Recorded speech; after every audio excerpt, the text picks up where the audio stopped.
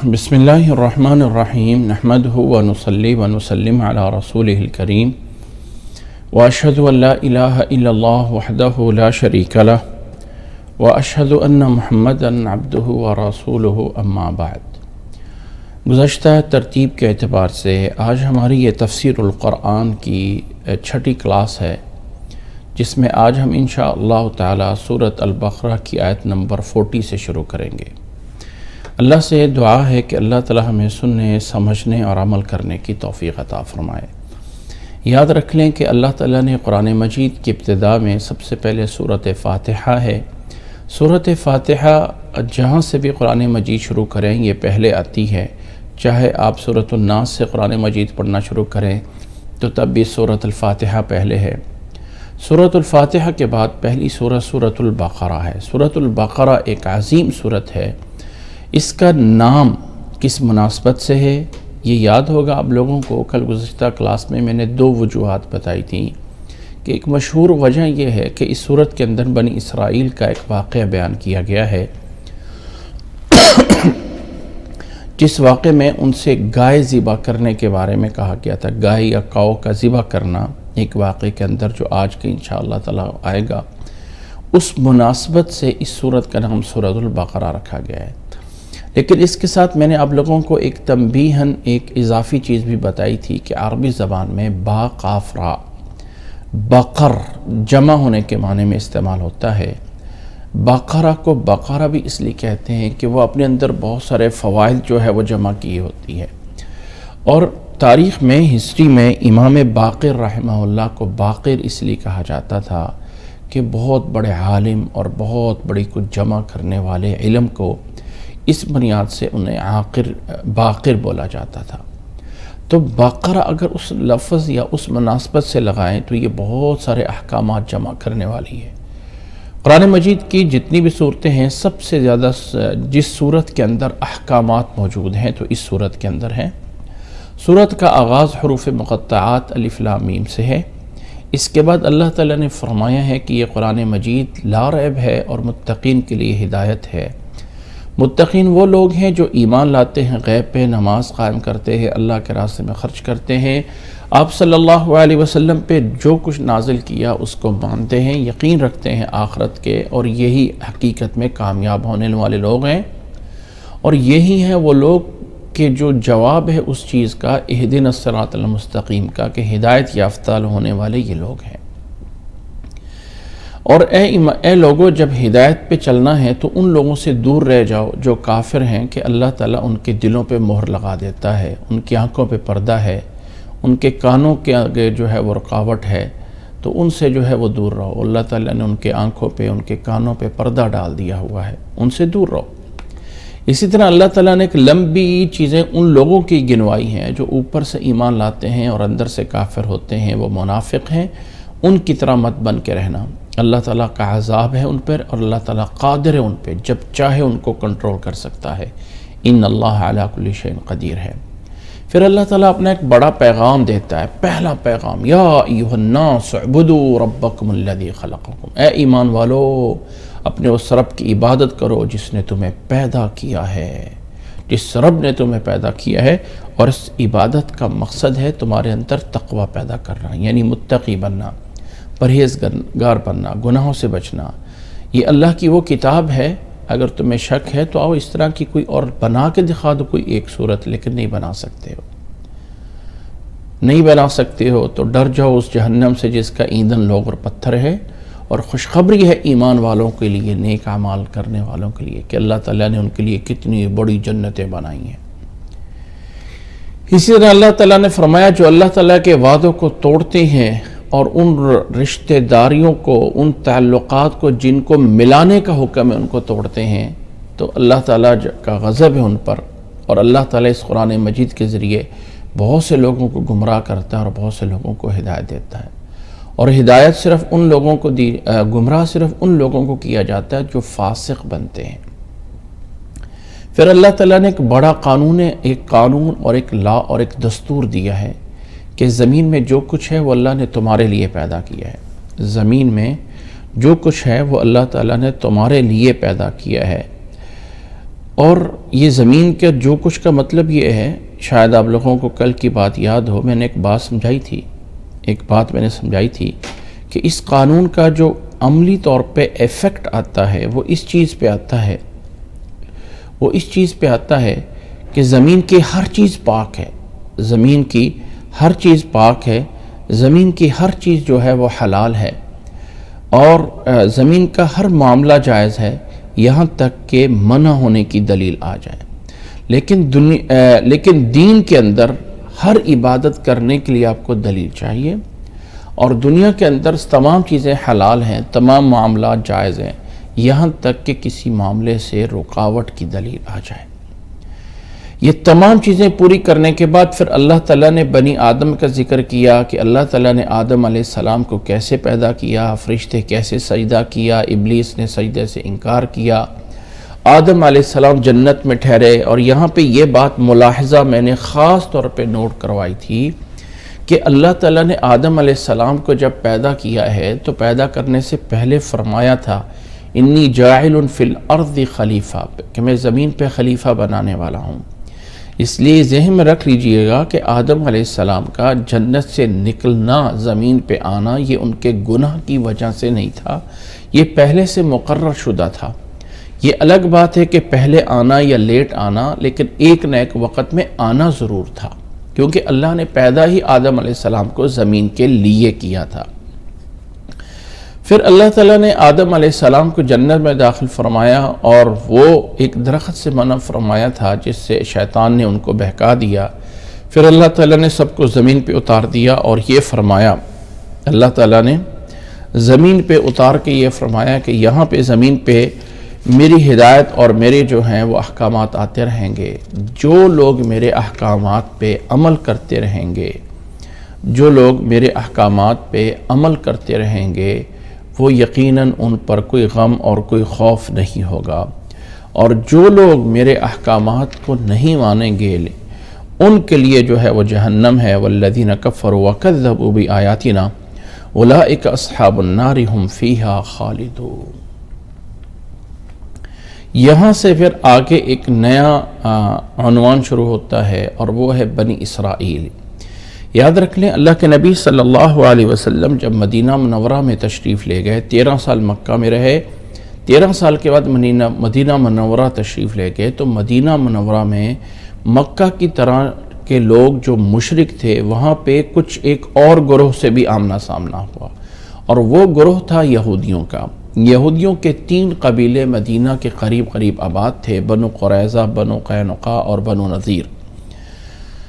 اور یاد رکھ لیں کہ یہ اس دنیا میں ایک پرانا، جب سے دین ابراہیمی آیا ہے، غالب ادیان جو ہیں وہ آسمان دین میں ایک اسلام کا دین ہے اور ایک اہل کتاب کا ہے، اور اہل کتاب قیامت تک ایک یعنی منظر عام پہ مسلمانوں کے مقابل میں ضرور رہے ہیں۔ تو اللہ تعالیٰ نے نبی صلی اللہ علیہ وسلم جب مدینہ منورہ گئے تو بہت ساری آیات میں ان یہود کو ان کے واقعات کو یاد دلا کے اسلام کی ترغیب دی ہے، اور یہ واقعات قیامت تک چلتے رہیں گے کہ جو لوگ یہ یہود اپنے آپ کو یہود کہتے ہیں، اے لوگو تم یہ تھے، تم وہ تھے، تم یہ کرو، تم وہ نہ کرو، یہ سارے واقعات اس لیے یاد دلائے گئے، قیامت تک یاد دلائے جاتے رہیں گے کہ ہدایت اور کامیابی اسی میں ہوگی کہ مسلمان ہو جاؤ اور اللہ تعالیٰ کے دین اسلام میں داخل ہو جاؤ۔ شروع ہے یہاں سے، اعوذ باللہ من الشیطان الرجیم، اعوذ باللہ من الشیطان الرجیم، بسم اللہ الرحمن الرحیم۔ اللہ تعالیٰ نے فرمایا ہے، یا بنی اسرائیل اذکروا نعمتی التی انعمت علیکم وَأَوْفُوا بِعَهْدِي أُوفِ بِعَهْدِكُمْ وَإِيَّايَ فَارْهَبُونَ۔ یا بنی، اے بنی اسرائیل کے لوگوں، بنی اسرائیل، یاد رکھنا ایک نکتہ، کبھی بنی اسرائیل کو برا نہ، یعنی اسرائیل کو لفظ اسرائیل بول کے برا نہ بولیا۔ بہت سے لوگ کہتے ہیں اسرائیل پہ لعنت، یہ جائز نہیں ہے، یہ جائز نہیں، اس لیے کہ اسرائیل جو ہے وہ حضرت یعقوب علیہ السلام کا لقب تھا۔ اسرا کا معنی ہے اسرا کا اس زبان میں بندہ اور ایل اللہ سے، گوئے کہ اسرائیل کا معنی ہے اللہ کا بندہ، اور یہ لقب تھا یعقوب علیہ السلام کا۔ اس لیے مسلمانوں کو ایک بات ہمیشہ یاد دلاتے رہیں کہ لفظ اسرائیل بول کے آپ جیسے لفظ عبداللہ بول کے عبداللہ برا ہے نا، عبداللہ یہ ہے، عبداللہ وہ ہے، تو یہ لفظ بذات خود صحیح نہیں۔ آپ یہ کہہ سکتے ہیں کہ جو لوگ بنی اسرائیل کہلاتے ہیں، جو لوگ یہود ہیں، وہ ایسے ہیں اور ایسے ہیں۔ اگر اسرائیل کا لفظ بولا جائے تو اسرائیل یعقوب علیہ السلام کا، حضرت ابراہیم علیہ السلام کے بیٹے اسحاق علیہ السلام، اور اسحاق علیہ السلام کے بیٹے یعقوب علیہ السلام ہیں، اور یعقوب علیہ السلام کو اسرائیل کہا جاتا ہے۔ ان کی اولاد میں آگے نبوت چلتی ہے، اور ان کی اولاد سے آگے جو ہے وہ یہود کے سارے قبیلے بنتے ہیں، اس لیے سب کو نسبت اس طرف ہے، یا بنی اسرائیل، اے بنی اسرائیل، اے یعقوب علیہ السلام کی اولاد، اے یعقوب، جیسے تمام انسانوں کو کہا جاتا ہے اے آدم کی اولاد، اے آدم کی اولاد۔ تو ایسے ہی وہ خاص نسبت سے جتنے بھی یہ اہل کتاب کے لوگ یعقوب علیہ السلام کے بعد آئے، ان کو بنی اسرائیل کہا گیا۔ یہ بنی اسرائیل ان کے 12 قبیلے تھے، اور 12 قبیلے بن کے ان کے آپس میں بڑی لڑائیاں اور اختلافات رہے ہیں۔ ان کی تاریخ تقریباً 2000 سال کے اندر جو ہے وہ لمبی ہے، اور 2000 کے اندر ان کے اندر اتنا اتار اور چڑھاؤ ہے کہ بہت کم ہے کہ حضرت سلیمان علیہ السلام اور حضرت داؤد علیہ السلام کے زمانے کے علاوہ ان کو بہت بڑا عروج ملا ہو۔ جب سے یہ نافرمان رہے اللہ کے انبیاء کے، تو ہمیشہ دنیا میں کہیں نہ کہیں ذلت اور خاری کی زندگی گزارتے رہے، اور ہمیشہ اس قوم کا دھوکہ فراڈ اس انداز سے جو ہے وہ پورا کرتے رہے۔ اللہ کے نبی صلی اللہ علیہ وسلم کے دور میں بنی اسرائیل کو سمجھا جاتا تھا کہ یہ ذرا کہ آسمانی کتاب والے ہیں، اور یہ ذرا مذہب میں آگے ہیں، تو اللہ تعالیٰ نے یہاں سے ان کو مخاطب کر کے دعوت دی ہے کہ اے بنی اسرائیل کے لوگو، اب اللہ تعالیٰ کی نعمتوں کو یاد کرو اور اسلام میں داخل ہو جاؤ۔ اور اللہ تعالیٰ نے فرمایا یا بنی اسرائیل، اے بنی اسرائیل کے لوگو، اذکروا، یاد کرو، نعمتی، میری نعمتوں کو، التی انعمت، جن کو میں نے انعام کیا ہے، علیکم، تمہارے پہ، وَأَوْفُوا بِعَهْدِي أُوفِ بِعَهْدِكُمْ، تم میرے وعدے کو پورا کرو، میں تمہارے وعدے کو پورا کروں گا۔ تم میرے دین کے اوپر چلنے کے وعدے کو پورا کرو، اور میں تمہیں غالب رکھنے کے وعدے کے اوپر پورا کروں گا کہ تم غالب رہو گے، اس وعدے پہ تمہیں پورا کیا جائے گا۔ وَإِيَّايَ فَارْهَبُونَ، اور صرف مجھ ہی سے ڈرو، اللہ سے ڈرو، اللہ کے ساتھ کسی اور سے مت ڈرو۔ وَآمِنُوا بِمَا أَنزَلْتُ مُصَدِّقًا لِمَا مَعَكُمْ، وَآمِنُوا، اور ایمان لاؤ، بِمَا أَنزَلْتُ، جو نازل کیا ہے، اللہ تعالیٰ نے فرمایا میں نے جو نازل کیا ہے محمد صلی اللہ علیہ وسلم پہ، اس پہ ایمان لاؤ، مُصَدِّقًا لِمَا مَعَكُمْ، وہ تصدیق کرنے والا ہے اس کا جو تمہارے پاس ہے۔ وَلَا تَكُونُوا أَوَّلَ كَافِرٍ بِهِ، اور ابھی شروع میں ہی پہلے کافر بننے والے مت بن جاؤ۔ وَلَا تَشْتَرُوا بِآيَاتِي ثَمَنًا قَلِيلًا، اور میری آیات کے بدلے تھوڑا سا فائدہ مت لو۔ وَإِيَّايَ فَاتَّقُونَ، اور مجھ سے ڈرتے رہو۔ وَلَا تَلْبِسُوا الْحَقَّ بِالْبَاطِلِ وَتَكْتُمُوا الْحَقَّ وَأَنْتُمْ تَعْلَمُونَ، اور اے بنی اسرائیل کے لوگو، تم مت چھپاؤ حق کو باطل کے ساتھ خلط ملط نہ کرو۔ وَتَكْتُمُوا الْحَقَّ، اور حق کو مت چھپاؤ، وَأَنْتُمْ تَعْلَمُونَ، اور تم جانتے ہو، تمہیں پتہ ہے صحیح کیا غلط ہے۔ اللہ تعالیٰ نے قرآن مجید میں آگے چل کے فرمایا ہے کہ یہ یہود اللہ کے نبی صلی اللہ علیہ وسلم کو اس طرح جانتے تھے جیسے کہ کوئی باپ اپنی اولاد کو پہچانتا ہے، یعرفونہ کما یعرفون ابناءہم، جیسے اپنے بیٹوں کو کوئی جانتا ہے اتنا پہچانتے تھے، لیکن پھر بھی ایک انا تھی، ایک جو ہے وہ انا تھا کہ ہم کیسے، ہم سے بڑا کون ہو سکتا ہے، اور محمد صلی اللہ علیہ وسلم ہمارے قبیلے میں کیوں نہیں آئے، یہ کسی اور قبیلے میں کیوں چلے گئے، یہ بہت بڑی انا ہوتی تھی۔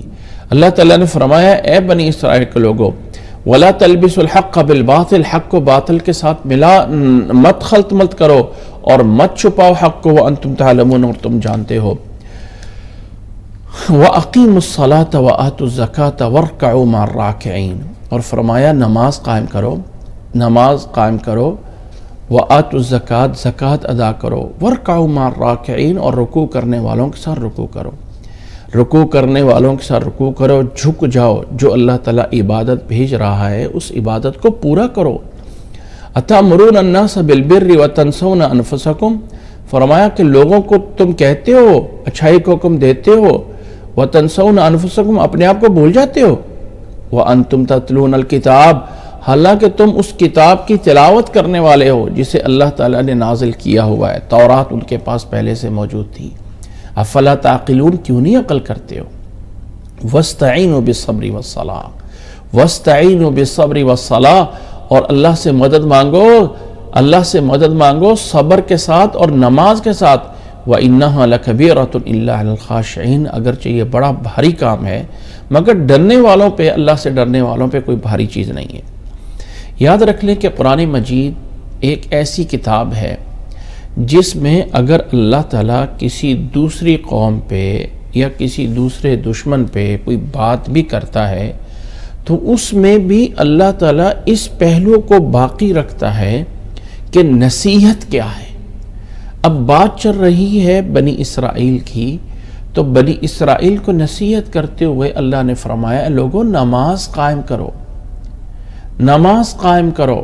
بنی اسرائیل پہ نماز ان کو بھی حکم ہے، کیونکہ یہ آیات صرف ان کے لیے نہیں ہیں، ان لوگوں کے لیے بھی ہیں جو محمد صلی اللہ علیہ وسلم پہ ایمان لاتے ہیں۔ نماز قائم کرو اور زکوٰۃ ادا کرو اور رکوع کرو، رکوع کرنے والوں کے ساتھ نماز اس طرح پڑھو جیسے کہ دوسرے لوگ نماز پڑھتے ہیں۔ اس میں امام کے ساتھ نماز پڑھنے کا مردوں کے لیے ایک حکم بھی موجود ہے۔ اور دین اسلام میں، قرآن مجید میں یا اللہ کے نبی صلی اللہ علیہ وسلم کی احادیث میں جب کسی ایک چیز کو بول کے پوری چیز مراد لی جاتی ہے تو وہ ایک بولی جانے والی چیز اس کا اساس اور بنیاد ہوتا ہے۔ اب یہاں پہ رکوع بول کے پوری نماز مراد لی گئی ہے تو اس کا مطلب یہ ہے کہ رکوع نماز کا ایک اہم حصہ ہے۔ رکوع کے بغیر نماز نہیں ہوتی ہے، رکوع کے بغیر رکعت نہیں ہوتی ہے۔ جس رکعت میں رکوع نہیں ہوگا، جس رکعت میں سجدہ نہ ہو، جس رکعت میں قیام نہ ہو، اللہ تعالیٰ نے قیام کو، نماز کو قوموا للہ قانتین، نماز، رکوع، سجدہ، یہ ایک نماز کے ایسے اجزاء ہیں کہ ان کے بغیر نماز نہیں ہوتی۔ اگر کوئی انسان کہے کہ میں غلطی سے بھول گیا اور قیام سے سیدھا رکوع میں، قیام سے سیدھا سجدے میں چلا گیا، رکوع کرنا میں بھول گیا، تو کیا سجدہ سہو سے پورا ہو جائے گا؟ نہیں، یہ پورا نہیں ہوگا۔ یہاں پہ آپ کو رکعت پوری دہرانی پڑے گی، رکعت دہرانا ضروری ہے۔ اسی طرح اگر کوئی سجدہ بھول جاتا ہے، اگر کوئی قیام بھول جاتا ہے، تو یہ وہ چیزیں ہیں نماز کے اندر جو نماز کے ارکان ہیں، نماز کے فرائض ہیں۔ اس لیے اللہ تعالیٰ نے فرمایا وَارْكَعُوا مَعَ الرَّاكِعِينَ، وَارْكَعُوا مَعَ الرَّاكِعِينَ۔ اس سے آگے اللہ تعالیٰ نے فرمایا ہے أَتَأْمُرُونَ النَّاسَ بِالْبِرِّ وَتَنْسَوْنَ أَنفُسَكُمْ، کیا لوگوں اچھائی کو حکم دے، لوگوں کو تو اچھائی کو حکم دیتے ہو، اپنے آپ کو بھول جاتے ہو۔ انسان جب اللہ تعالیٰ کا حکم دیتا ہو تو اسے چاہیے کہ خود بھی عمل کرنے والا بنے، ورنہ انسان اللہ تعالیٰ کی کتاب پڑھ رہا ہوگا اور جو برے لوگوں پہ، مثال کے طور پہ انسان لعنت اللہ علی الظالمین، اللہ کی لعنت ہے ظالموں پہ، جھوٹ بولنے والوں پہ، تو اپنے پہ کر رہا ہوگا۔ اس لیے ذرا اور فکر کرو۔ پھر اللہ تعالیٰ نے ایک نسخہ دیا ہے، ایک نسخہ ہے، اگر آج کل کی زبان میں کہہ دیا جائے کہ ایک نسخہ کیمیا آپ کو عطا کیا جاتا ہے۔ وہ کیا ہے؟ مصیبتوں سے نکلنے کا ایک راز، دعائیں قبول کرنے کا ایک راز، اللہ سے ڈائریکٹ مدد لینے کا ایک طریقہ۔ اگر میں ایک بات کر رہا ہوں، اگر میں الگ سے بول دوں نا کہیں پہ، لوگوں آج آپ کو میں ایک ایسا طریقہ بتا رہا ہوں جس سے آپ ایک رات میں کروڑ پتی بن جاؤ گے، تو لوگ بھاگے ہوئے آئیں گے، اس سے کتنا بھاگے ہوئے آئیں گے، حالانکہ یہ اس سے بھی بڑی چیز ہے۔ اور وہ کیا ہے؟ اللہ تعالیٰ سے ہر طرح کی مدد لینے کا ایک طریقہ ہے، وَاسْتَعِينُوا بِالصَّبْرِ وَالصَّلَاةِ، مصیبت آئے تو صبر کرنا ہے، جزا فضا نہیں کرنی، ہائے مر گیا، ہائے ڈوب گئے، نہیں، صبر، قدر اللہ ما شاء وفعل۔ اور مدد مانگنے کے لیے نماز ایک ایسا عمل ہے، افسوس یہ ہے کہ جو چیز بہت زیادہ ہوتی ہے نا اس کی ویلیو وہ نہیں رہتی ہے۔ اب انسان کی زندگی ہوا اور پانی کے بغیر نہیں انسان جی سکتا، لیکن ہوا اتنی زیادہ موجود ہے، پانی اتنا زیادہ موجود ہے تو انسان کو قدر نہیں ہے۔ نماز ایک ایسی عبادت ہے جس میں انسان ڈائریکٹ اللہ تعالیٰ سے جو ہے وہ بات کرتا ہے، لیکن وہ جذبہ لے کے آئے، انسان وہ تصور کرے کہ میں اللہ سے بات کر رہا ہوں۔ خدا کی قسم، نماز پڑھنے سے انسان اپنے وہ سارے کام کروا سکتا ہے جس کو انسان ناممکن سمجھتا ہو۔ تو اللہ نے فرمایا وَاسْتَعِينُوا بِالصَّبْرِ وَالصَّلَاةِ، نماز اور صبر کے ذریعے اللہ تعالیٰ سے مدد مانگو۔ وَإِنَّهَا لَكَبِيرَةٌ إِلَّا عَلَى الْخَاشِعِينَ، اگرچہ یہ بڑا مشکل کام ہے مگر جو لوگ اللہ تعالیٰ سے ڈرتے ہیں ان پر کوئی مشکل نہیں ہے۔ یہ ہے وہ نسخہ کیمیا، یہ ہے وہ ایک قیمتی راز، ڈائریکٹ جو لوگ کہتے ہیں ہمیں کوئی جادو کی چھڑی بتاؤ، یوں ٹک کریں تو یوں کام ہو جائے۔ بھائی اللہ تعالیٰ کا قرب حاصل کریں نماز اور صبر سے، اور پھر دیکھیں کام اللہ تعالیٰ کیسے کرتا ہے۔ فرمایا الذین یظنون انہم ملاقو ربہم وانہم الیہ راجعون، ہاں وہ لوگ جو اللہ تعالیٰ سے ڈرتے ہیں ان کے لیے مشکل نہیں ہے۔ الذین یظنون انہم ملاقو ربہم، جو لوگ اس بات پہ یقین رکھتے ہیں کہ ہم نے اپنے رب سے ملاقات کرنی ہے، وانہم الیہ راجعون، اور اسی کی طرف لوٹ کر جانا ہے، ان پر یہ کام کوئی مشکل نہیں ہے۔ پھر دوبارہ اللہ نے فرمایا یا بنی اسرائیل اذکروا نعمتی التی انعمت علیکم وانی فضلتکم علی العالمین، اے بنی اسرائیل کے لوگو، اذکروا، یاد کرو میری نعمت کو جو میں نے تمہارے اوپر کی ہے، وانی فضلتکم علی العالمین، اور میں نے تمہیں فضیلت دی ہے تمام جہانوں پہ، علی العالمین، تمام جہانوں پہ۔ جس وقت اللہ تعالیٰ نے بنی اسرائیل کے اندر انبیاء بھیجے، جس وقت انبیاء پہ کتابیں نازل کی گئی، فرمایا یہ تمہیں تمام جہانوں پہ فضیلت دی گئی تھی، اس میں کوئی شک نہیں۔ ایسے مجموعی امت محمدیہ کو ایک الگ فضیلت ہے، محمد صلی اللہ علیہ وسلم کی امت کو ایک الگ فضیلت ہے۔ جس طرح کہ میں ایک مثال دے کے بیان کرتا ہوں کہ ایک رمضان کے روزے ہیں، رمضان کا مہینہ ہے، اس کو اپنی جگہ پہ فضیلت ہے، لیکن ذوالحجہ کے جو 10 دن ہیں ان کو ایک الگ سے فضیلت ہے۔ اب ان کا ہمیں مقابلہ نہیں کرنا چاہیے۔ بنی اسرائیل کے لوگ اگر مسلمان ہو جائیں تو رسول اللہ صلی اللہ علیہ وسلم نے فرمایا تھا کہ اگر کوئی اہل کتاب کا انسان اپنے نبی پہ ایمان لاتا ہے، اس پہ عمل کرتا رہا ہے، جیسے اس تک پیغام پہنچا کہ اب دین اسلام کو لے کے محمد صلی اللہ علیہ وسلم آ گئے اور اس دین میں داخل ہو گیا، تو اس کو دوہرا اجر ہے، دگنا ثواب ہے۔ یعنی ایک جو مشرک اسلام میں داخل ہوتا ہے اس کی بنسبت جو انسان اہل کتاب یہود یا نصارہ سے مسلمان ہوگا اس کو دگنا ثواب ہوگا، کیونکہ جب اس پہ عمل کر رہا ہے تو وہ اپنے نبی کی بات پہ بھی عمل کر رہا ہے اور اسلام کے نبی محمد صلی اللہ علیہ وسلم پہ بھی عمل کر رہا ہے۔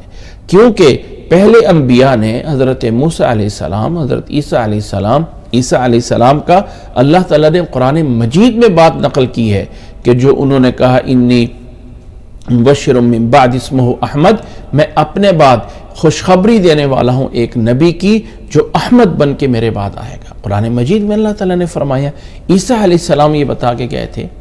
تو اس بنیاد پہ یہ بنی اسرائیل کے لوگ، اس میں کوئی شک نہیں کہ اللہ تعالیٰ نے جتنے انبیاء ابراہیم علیہ السلام کے بعد بھیجے ہیں سارا اس قوم کے اندر سارے بھیجے ہیں، تو اس قوم کو ایک فضیلت ضرور حاصل ہے۔ لیکن ایک بات ہمیشہ ذہن میں رکھ لیں کہ جو انسان جتنا بلند ہوتا ہے نا، جتنا اونچائی پہ ہوتا ہے، جب گرتا ہے نا تو چوٹ بھی اتنی ہی بڑی لگتی ہے۔ ایک انسان وہ ہے جو بازار میں گناہ کر رہا ہے اور ایک بندہ وہ ہے جو مسجد میں جرم کر رہا ہے۔ اب مسجد کے اندر جرم کرنے والا اور بازار کے اندر جرم کرنے والے کا گناہ اور سزا برابر نہیں ہے۔ مسجد میں جرم کرنے والے کی سزا زیادہ ہے کہ کم از کم مسجد میں رہ کے تو نہ کرو۔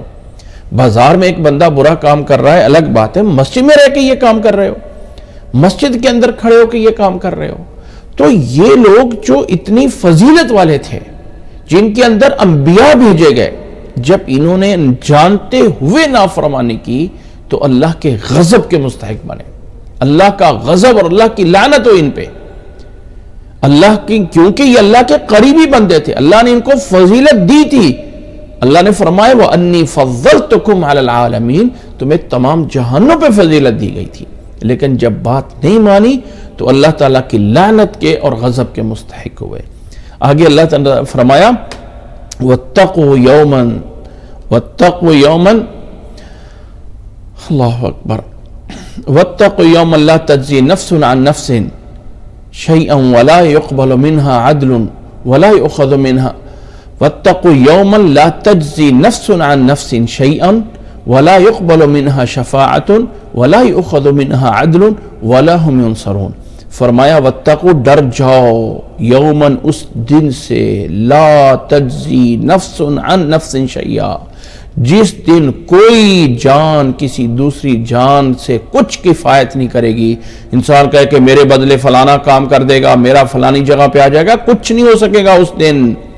وَلَا يَقْبَلُ مِنْهَا شَفَاعَةٌ، کوئی سفارش بھی قبول نہیں ہوگی۔ وَلَا يُؤْخَذُ مِنْهَا عَدْلٌ، اور کوئی بدلہ بھی نہیں لیا جائے گا کہ چلو یار اتنا پے کر دو، اتنا دے دو، تمہیں چھوڑ دیا جائے گا، کچھ نہیں ہو سکتا ہے۔ اس دن سے ڈر جاؤ۔ وَلَا هُمْ يُنصَرُونَ، اور کوئی مدد نہیں کی جائے گی۔ اور فرمایا وَإِذْ نَجَّيْنَاكُمْ مِنْ آلِ فِرْعَوْنَ يَسُومُونَكُمْ سُوءَ الْعَذَابِ، یاد کرو ایک اور اللہ کی بڑی نعمت کو، وَإِذْ نَجَّيْنَاكُمْ، ہم نے تمہیں نجات دی۔ اچھا یہاں پہ ایک اسلوب دیکھیے گا، ایک اسلوب ذرا دیکھیے قرآن مجید کا۔ اللہ تعالیٰ نے فرمایا یا بنی اسرائیل اذکروا نعمتی التی انعمت، جس کو میں نے انعام کیا تمہارے اوپر، انعمت، میں نے انعام کیا۔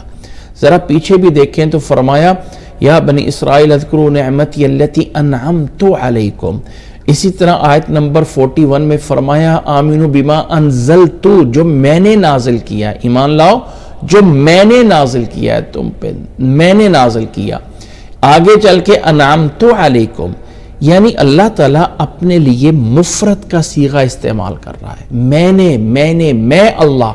یہ میں نے پیچھے ایک بات بتائی تھی صراط الذین انعمت علیہم، انعمت علیہم میں، کہ اللہ تعالیٰ وحدہ لا شریک ہے، وہ تنہا ہے، اور اللہ تعالیٰ جب اپنی طرف سے کوئی بات کرتا ہے تو وہ انعمت، میں نے انعام کیا، میں نے نازل کیا، میں۔ اور جب ہم اللہ تعالیٰ کو مخاطب کرتے ہیں اللہم انت الاحد الصمد، اللہم انت الحی القیوم، اے اللہ تو واحد حی القیوم ہے، اے اللہ تو احد الصمد ہے۔ لفظ تو اردو زبان میں جو ہم لفظ آپ اور تم بولتے ہیں، یہ اللہ تعالیٰ کے لیے بولنا جائز نہیں ہے، کیونکہ اس کے اندر شراکت آتی ہے، کیونکہ اس کے اندر ایک شبہ ہے کہ جیسے اللہ کے ساتھ ہم کسی اور کو شریک نہ بنا رہے ہوں۔ تو اللہ تعالیٰ کے لیے جب ہم اللہ تعالیٰ کو مخاطب کرتے ہیں تو اللہ تعالیٰ کے لیے ہم لفظ استعمال کرتے ہیں اے اللہ تو غفور الرحیم ہے، مجھے معاف فرما دے، اے اللہ تو علی کل شیء قدیر ہے، اے اللہ میرا یہ کام کر دے، اے اللہ تم رحمان ہو، نہیں کہنا جائز ہے، اس لیے کہ تم اور آپ کے اندر ایک شراکت یا اس کے اندر کسی اور کی شیئرنگ ہو سکتی ہے، اس لیے وہ لفظ بولنا جائز نہیں ہے۔ لیکن اللہ تعالیٰ خود جو چاہے بول سکتا ہے۔ بعض دفعہ اللہ تعالیٰ ایک بات کو بڑا کرنے کے لیے، اس واقعے کو بڑا بنانے کے لیے اپنے لیے جمع کا صیغہ بولتا ہے۔ اب دیکھو انعمت علیکم، یہ بھی اللہ تعالیٰ کی طرف سے بڑی چیز ہے، لیکن اللہ نے واحد کا صیغہ، واحد، انعمت میں نے انعام کیا، انعمت میں نے انعام کیا، انزلت یہ میں نے بیان کیا۔ لیکن یہاں پہ اس آیت میں فرمایا وَإِذْ نَجَّيْنَاكُمْ مِنْ آلِ فِرْعَوْنَ، یاد کرو جب ہم نے تمہیں نجات دی آل فرعون سے۔ آل فرعون اگر طاقتور تھا نا تو اس کے مقابل میں اللہ نے بھی صیغہ جمع کا استعمال کیا ہے. وَإِذْ نَجَّيْنَا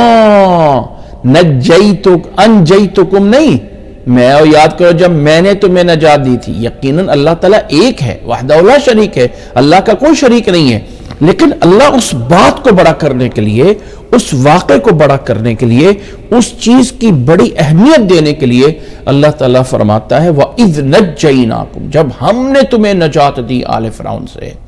یسومونکم سوء العذاب، جو تمہیں بدترین برا ترین عذاب پہنچاتے تھے. کیا تھا؟ یذبحون ابناءکم ویستحیون نساءکم، تمہارے بیٹوں کو ذبح کرتے تھے، تمہاری بیٹیوں کو زندہ رکھتے تھے. وفی ذالکم، اور اس چیز کے اندر تمہارے لیے بہت بڑی جو ہے وہ رب کی طرف سے بلا تھی. یہ لفظ بلا عربی میں دو معنوں میں استعمال ہوتا ہے. ایک بلا کا معنی انعام ہے اور ایک بلا کا معنی آزمائش ہے. اگر ہم اس کو یاد کریں کہ اس بلا ان کا تعلق یہ ذالکم کا اشارہ نجات کی طرف ہو تو اس کا معنی انعام ہے کہ اللہ تعالیٰ نے جو تمہیں نجات دی تھی آل فرعون سے، اس نجات میں تمہارے لیے بہت بڑا انعام تھا تمہارے رب کی طرف سے. اور اگر اس ذالکم کا اشارہ یسومونکم سوء العذاب کی طرف کریں، یسومونکم سوء العذاب کی طرف کریں کہ آل فرعون والے تمہیں جو ہے وہ برا عذاب پہنچاتے تھے، تو پھر اس بلا ان کا معنی کیا ہے؟ بلا ان کا معنی بہت بڑی آزمائش، کہ فرعون کے لوگ جو تمہارے بیٹوں کو ذبح کرتے تھے، تمہاری بیٹیوں کو چھوڑتے تھے، اس کے اندر تمہارے لیے بہت بڑی آزمائش تھی. تو اللہ تعالیٰ نے فرمایا لوگوں اس بہت بڑے یہ دیکھیں یہ بہت بڑا میں لفظ کہاں سے لے کے آ رہا ہوں کہ اللہ نے جمع کا صیغہ استعمال کیا. اس بہت بڑے انعام کو یاد کرو جو اللہ تعالیٰ نے تمہیں فرعون سے نجات دے کے جو ہے تمہارے اوپر کیا ہے. اب یہاں پہ اللہ تعالیٰ نے آل فرعون بولا ہے. فرعون کا آل کون ہے؟ فرعون کی اولاد تھی، فرعون کے جو ہے بیٹے بیٹیاں فلاں فلاں فلاں فلاں فلاں فلاں. بھئی اس کے پاس تو بیٹا تھا ہی نہیں، اس لیے تو موسیٰ علیہ السلام اس کے گھر کے اندر پرورش پائی تھی. تو آل فرعون سے کیا مراد ہے؟ آل فرعون سے مراد اس کے ماننے والے، اس کی فوج، اس کے ماننے والے، اس کے متبعین. یاد رکھ لیں کہ لفظ آل اس میں کوئی شک نہیں کہ اپنے اصلی معنی کے اندر لفظ آل بولا جاتا ہے انسان کی اولاد پہ. اولاد سے اولاد آگے ان سب پہ لفظ آل بولا جاتا ہے. لیکن لفظ آل جیسے اولاد پہ بولا جاتا ہے ایسے ہی انسان کے متبعین پہ، پیروکاروں پہ بھی بولا جاتا ہے. اس لیے جب ہم کہتے ہیں اللہم صلی علی محمد وعلی آل محمد، اس میں کوئی شک نہیں کہ اس میں نبی صلی اللہ علیہ وسلم کی وہ آل جو آپ کا بنو ہاشم کا قبیلہ ہے، جو آپ کا اہل بیت ہے، وہ اس میں آتا ہے. اللہ رحمت نازل فرما محمد صلی اللہ علیہ وسلم پہ، اور اللہ رحمت نازل فرما محمد صلی اللہ علیہ وسلم کی آل پہ، آپ کے اہل بیت پہ، آپ کے گھرانے پہ، آپ کے بنو ہاشم قبیلے پہ، آپ کا وہ والا آل جو سید ہے اللہ ان پر رحمت نازل فرما. یقیناً یہ معنی برقرار ہے، لیکن یہاں پہ یہ معنی اگنور نہیں کرنا چاہیے کہ آل کا معنی متبعین بھی ہے، آل کا معنی پیروکار بھی ہیں، آل کا معنی جو ہے وہ آگے ماننے والے بھی ہیں. تو یہ دونوں معنی لیے جائیں تو یقیناً یہ معنی ہو سکتا ہے کہ اللہ رحمت نازل فرما محمد صلی اللہ علیہ وسلم پہ، اور اللہ رحمت نازل فرما محمد صلی اللہ علیہ وسلم کی رشتہ داروں والی آل پہ بھی، اور اس آل پہ بھی کہ جو محمد صلی اللہ علیہ وسلم کے ماننے والے، آپ صلی اللہ علیہ وسلم کے منہج پہ چلنے والے، آپ صلی اللہ علیہ وسلم کے دین پہ لائے ہوئے منہج اور اس دین پہ چلنے والے لوگ ہیں. تو اگر یہ والا معنی کیا جائے ایک عام بڑا معنی، تو جب ہم دعا کر رہے ہیں اللہم صلی علی محمد وعلی آل محمد، تو یہ تمام کو شامل ہو جائے گی. کما صلیت علی ابراہیم وعلی آل ابراہیم انک حمید مجید. بہرحال بتانے کا مقصد یہ ہے کہ اللہ نے فرمایا یاد کرو بنی اسرائیل کے لوگوں، جب ہم نے تمہیں نجات دی آل فرعون سے جو تمہیں بدترین عذاب پہنچاتے تھے، جو ذبح کرتے تھے تمہارے بیٹوں کو اور تمہاری بیٹیوں کو چھوڑ دیتے تھے. وَفِي ذَلِكُمْ بَلَاءٌ مِّن رَبِّكُمْ عَظِيمٌ، اور اس میں تمہارے لیے ایک بہت بڑا انعام تھا. اچھا یہ ہے کہ اس بلا کے معنی دونوں کیے گئے، ٹھیک ہے، دونوں کیے گئے. اور ایک قانون بھی ہے کہ ہمیشہ ضمیر کو قریب کی طرف لٹایا جائے، جب قریب کی طرف ممکن نہ ہو تو پھر بعید کی طرف لٹایا جائے۔ تو قریب جو ہے یسومونکم سوء العذاب ہے، یذبحون ابناکم ویستحیون نساءکم ہے، تو ذالکم سے یہ مراد لیا جائے یا دور والی بات نجیناکم والی مراد لی جائے۔ لیکن واللہ اعلم جو ایک بات سیاق و سباق سے لگتی ہے کہ بلا ان کا معنی نعمت ہے، اس لیے کہ یہاں اللہ نعمتیں ذکر کرنا چاہتا ہے۔ نجیناکم، وہ بڑی نجات کا ذکر کیا ہے، تو بلا ان کو اسی پہ لایا جائے کہ اللہ نے جو تمہیں نجات دی تھی اس میں تمہارے لیے ایک بہت بڑی نعمت تھی، بہت بڑی نعمت تھی جو اللہ نے تمہیں نجات دی تھی۔ اور پھر نجات کیسے دی تھی آگے اس کی تفصیل بیان کی، فرمایا وَإِذْ فَرَقْنَا بِكُمُ الْبَحْرَ فَأَنْجَيْنَاكُمْ وَأَغْرَقْنَا آلَ فِرْعَوْنَ وَأَنْتُمْ تَنظُرُونَ۔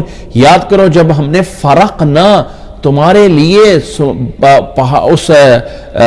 اس دریا کو، دریائے قلزم کو، جہاں سے موسیٰ علیہ السلام بنی اسرائیل کو لے کے نکلے تھے، فرمایا جب ہم نے تمہارے لیے پھاڑا تھا۔ فرقنا، یاد رکھنا ہے عربی زبان میں فا سے شروع ہونے والے جو ورڈ ہیں، یعنی حروف اصلی میں جو فا سے شروع ہوتے ہیں، اکثر ان کا معنی ہوتا ہے پھاڑنا، یعنی کسی چیز کو الگ کرنا، جیسے فارقہ الگ ہونا، فاجرہ کسی چیز کا پھٹنا، فلحہ، یہ مفلحون یا فلح جو ہوتا ہے اس کا بھی معنی کیا ہوتا ہے کہ جب ذمہ دار اپنا بیج زمین کے اندر ڈالتا ہے اور زمین کے اندر بیج ڈالنے کے بعد زمین سے وہ زمین پھٹ کر درمیان سے جو ہے وہ کومپل نکلتی ہے تو وہ فلح ہوتا ہے۔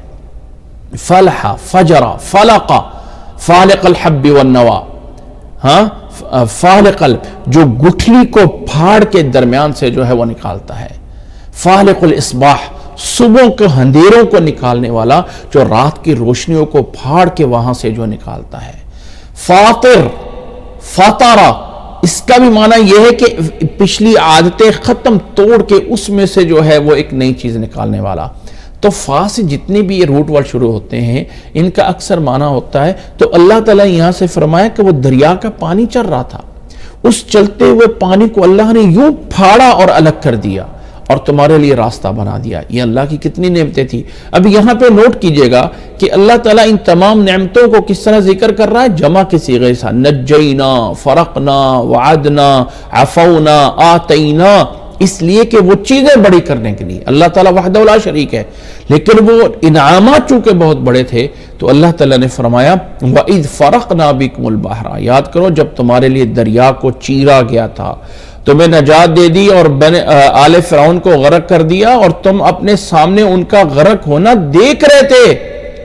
اسی طرح پھر اللہ نے فرمایا، یاد کرو وَإِذْ وَعَدْنَا مُوسَىٰ 40 لَيْلَةً، موسیٰ علیہ السلام سے ہم نے 40 راتیں وعدہ کیا تھا کہ وہ 40 راتیں جو ہے وہ طور پہاڑ پہ آ کے اعتکاف کریں گے، اور 40 راتوں میں تم نے پیچھے سے کیا کیا، ایک بیچڑے کو معبود بنا لیا، ثم اتخذتم العجل، پھر تم نے بیچڑے کو معبود بنا لیا، اس کے بعد اور تم نے بہت بڑا ظلم کیا، تم ظالم تھے، اس کے باوجود بھی اللہ نے تمہیں معاف فرمایا، ثم عفونا عنکم، پھر ہم نے تمہیں معاف کر دیا، اس کے گناہ سے بھی تمہیں معاف کر دیا، من بعد ذلك، اس کے بعد تمہاری توبہ قبول ہی جب موسیٰ علیہ، یہ واقعہ تفصیلاً آگے آئے گا انشاءاللہ تعالیٰ کہ بیچڑے کو معبود کیسے بنایا تھا، تفصیل کیا تھی۔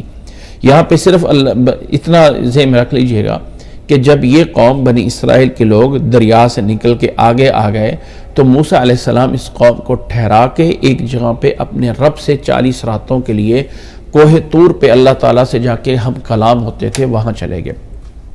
پیچھے سے اس قوم نے وہ جو ان کے پاس سونے تھے، زیورات تھے، اس سے جو ہے وہ ایک بیچڑا بنایا، وہ جو ہے گائے کا ایک بچہ، گائے کا جو ہے وہ بچہ، اس کو بیچڑا بولتے ہیں، اس کو عجل بولتے ہیں، وہ بنایا، اس کاؤ کا ایک بچہ، اس کو جو ہے وہ بنا کے اس کی پوجا شروع کر دی۔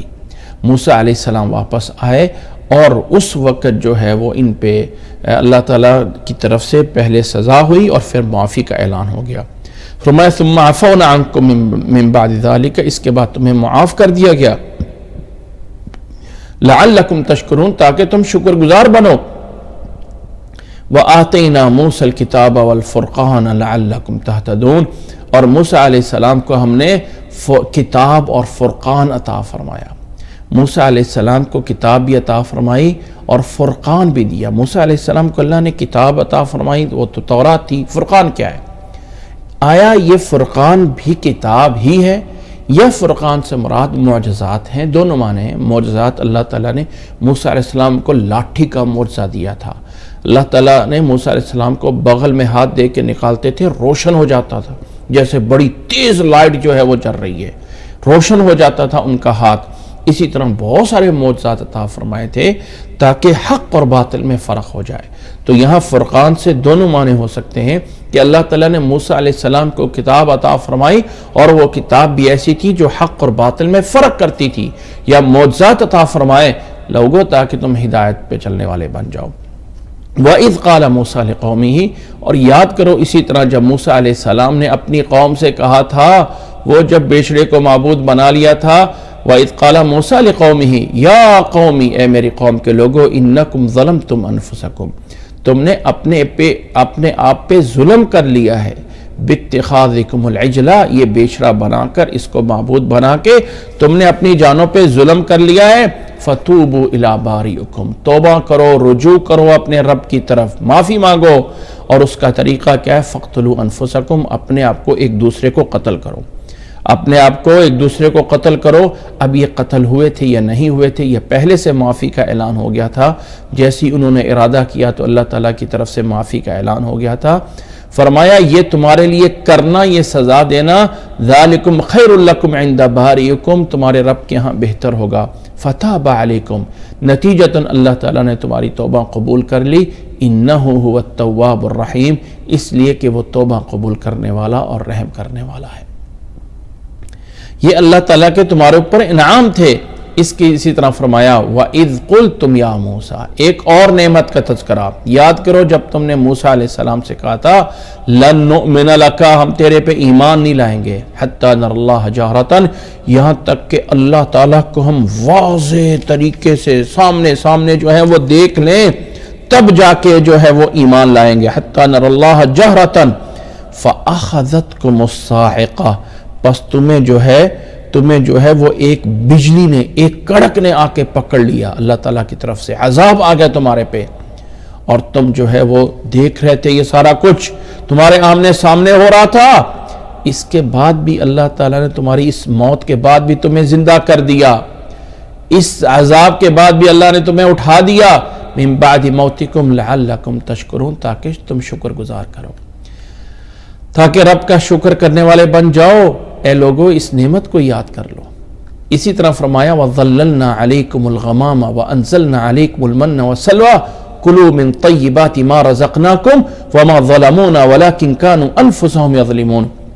فرمایا اسی طرح یاد کرو وَظَلَّلْنَا عَلَيْكُمُ الْغَمَامَ، ہم نے تمہارے اوپر بادلوں کے ذریعے سایہ کیا، غمام بادل، ان کے ذریعے تمہارے اوپر سایہ کیا۔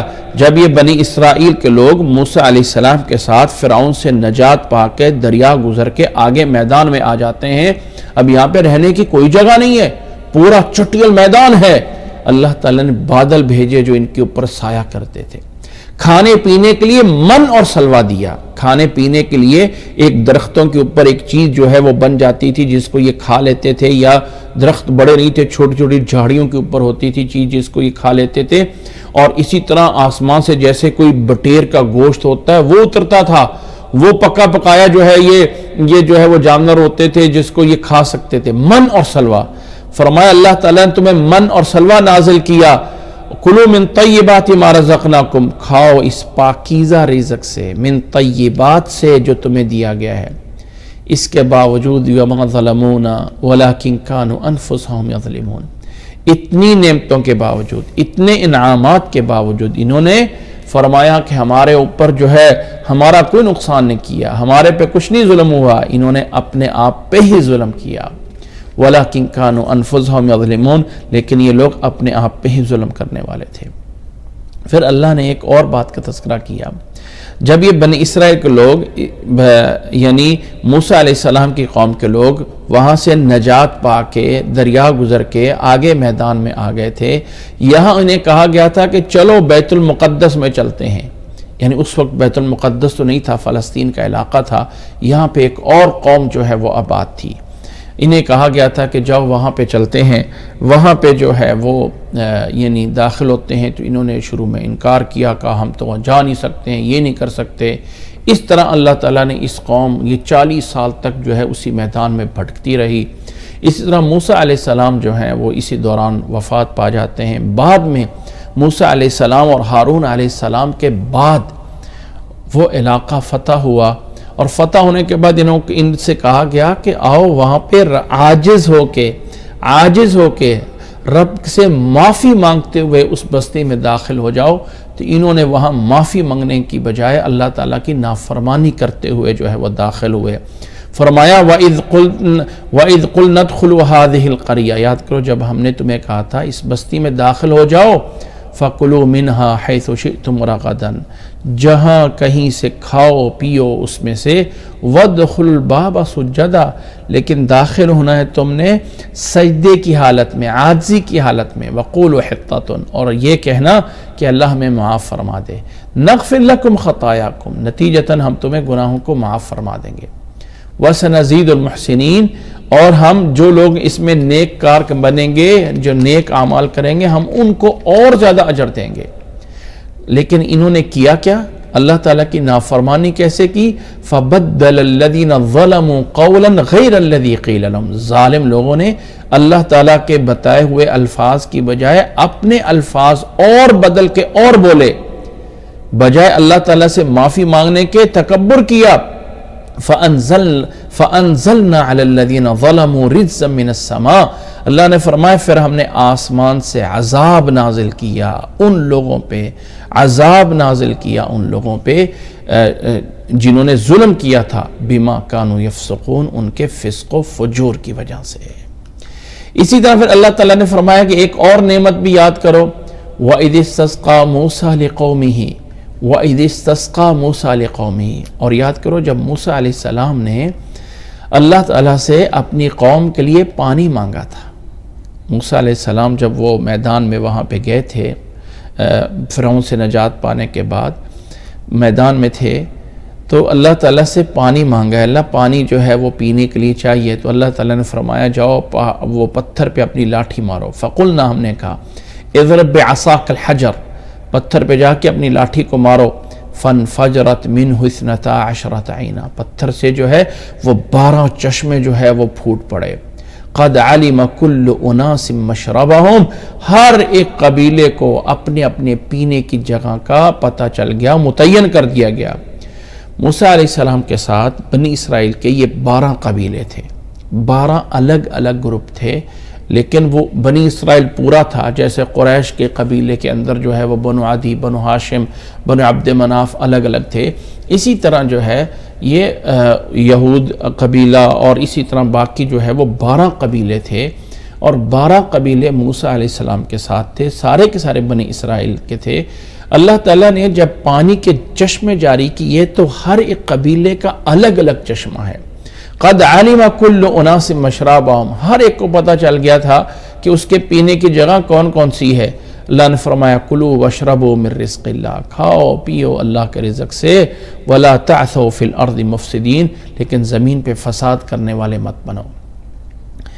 آگے فرمایا وَإِذْ قُلْتُمْ يَا مُوسَىٰ لَن نَّصْبِرَ عَلَىٰ طَعَامٍ وَاحِدٍ، فرمایا وَإِذْ قُلْتُمْ يَا مُوسَىٰ لَن نَّصْبِرَ عَلَىٰ طَعَامٍ وَاحِدٍ، جب انہوں نے کہا کہ موسیٰ ہم کسی ایک کھانے پہ صبر نہیں کر سکتے ہیں، یعنی صرف ہمیں ہر ٹائم ایک ہی کھانا ملتا رہا ہے من سلوا، یہ کافی نہیں ہے۔ فَادْعُ لَنَا رَبَّكَ، اپنے رب سے ہمارے لیے دعا کیجئے، یخرج لنا مما تنبت الارض من بقلها، کہ وہ زمین کی پیداوار سے ہمارے لیے وہاں سے جو ہے وہ سبزیاں جو ہے وہ اگ جائیں، وقثائها، اس کے گیہوں سے، وفومها، اس کے مسور سے، وعدسها، اس کی جو ہے وہ یعنی دالوں سے، وبصلها، اس کے پیاز سے۔ قال اتستبدلون الذي هو ادنى بالذي هو خیر، فرمایا لوگو یہ چھوٹی چھوٹی چیزیں مانگ کے تم بڑی چیزوں کو چھوڑ کے چھوٹی چیزوں کی طرف آ رہے ہو، جاؤ جا کے کہیں مصر میں رہو۔ اس مصر سے مراد مصر کا وہ یعنی ملک نہیں ہے بلکہ شہر ہے۔ عربی زبان میں مصر اگر یہ یعنی ایک زبر کے ساتھ آئے، اس پہ تنوین نہ آئے، غیر منصرف ہو، تو اس سے مراد جو ہے وہ ملک ہے جس کا نام مصر ہے۔ اور اگر یہ یعنی منصرف ہو کے آ جائے، مصرن تنوین کے ساتھ آ رہا ہے، تو اس سے مراد گویا کہ موسیٰ علیہ السلام فرما رہے ہیں کہ اے بنی اسرائیل کے لوگوں، یہ جو تم دالیں اور یہ پیاز اور بس اور یہ چیزیں اور ساگ اور یہ مانگ رہے ہو، اللہ تعالیٰ تمہارے اوپر ڈائریکٹ من اور سلوہ تمہیں آسمان سے نازل ہو کے دے رہا، وہ چھوڑ کے یہ لینا چاہتے ہو؟ جاؤ پھر کہیں جا کے رہو، وہاں جا کے پھر رب مانگو، جا دیکھو تمہیں کیا ملتا ہے۔ یعنی اللہ تعالیٰ کی بڑی نعمتیں آئی ہوئی تھیں، اور بڑی نعمتوں کی بجائے چھوٹی چیزوں کے پیچھے جو ہے وہ لگے رہے۔ نتیجہ کیا ہوا؟ فرمایا وَضُرِبَتْ عَلَيْهِمُ الذِّلَّةُ وَالْمَسْكَنَةُ، اللہ تعالیٰ کی طرف سے ان کے اوپر ذلت اور مسکنت۔ ذلت بھی چھوٹا ہونا ہے اور مسکنت کا معنی بھی چھوٹا ہونا ہے۔ اللہ تعالیٰ کی طرف سے ان کو جو علی العالمین پہ فضیلت تھی، اس کی بجائے ان کو رسوا کیا گیا، ان کو جو ہے وہ نیچا کر دیا گیا۔ وَبَاءُوا بِغَضَبٍ مِّنَ اللَّهِ، اور اللہ تعالیٰ کی طرف سے ان پہ غضب ہوا۔ یہ سارا اس لیے تھا ذَلِكَ بِأَنَّهُمْ كَانُوا يَكْفُرُونَ بِآيَاتِ اللَّهِ، اس لیے کہ وہ اللہ تعالیٰ کی آیات کے ساتھ کفر کیا کرتے تھے۔ وَيَقْتُلُونَ النَّبِيِّينَ بِغَيْرِ الْحَقِّ، اور نبیوں کو ناحق قتل کرتے تھے۔ ذَلِكَ بِمَا عَصَوْا وَكَانُوا يَعْتَدُونَ، اس لیے کہ جو وہ نافرمانی کرتے رہے اور حد سے آگے جو ہے وہ گزرتے رہے، اس لیے اللہ تعالیٰ کی طرف سے ان پہ ذلت، رسوائی اور غضب ہوتا رہا۔ اللہ تعالیٰ کا غضب یاد رکھ لیں، اس کا لازمی معنی نہیں ہے کہ اللہ تعالیٰ کا غضب کسی بھی اوپر دنیا میں ہو اور اس کی ٹانگیں ٹوٹ جائیں، اس کا بازو ٹوٹ جائے، اس کی آنکھیں نکل آئیں۔ اللہ کا غضب اور اللہ تعالیٰ کی طرف سے ذلت اور رسوائی بہت بڑی یہ ہوتی ہے کہ انسان کی جو آخرت کی زندگی ہے اس میں جنت ملنے کی بجائے اس کو جہنم میں ڈال دیا جائے۔ فَمَنْ زُحْزِحَ عَنِ النَّارِ وَأُدْخِلَ الْجَنَّةَ فَقَدْ فَازَ، سب سے بڑی کامیابی یہ ہے کہ انسان جہنم سے بچا لیا گیا اور جنت میں داخل کر دیا گیا، اور سب سے بڑی رسوائی یہ ہے کہ انسان جنت سے ہٹا لیا گیا اور جہنم میں ڈال دیا گیا۔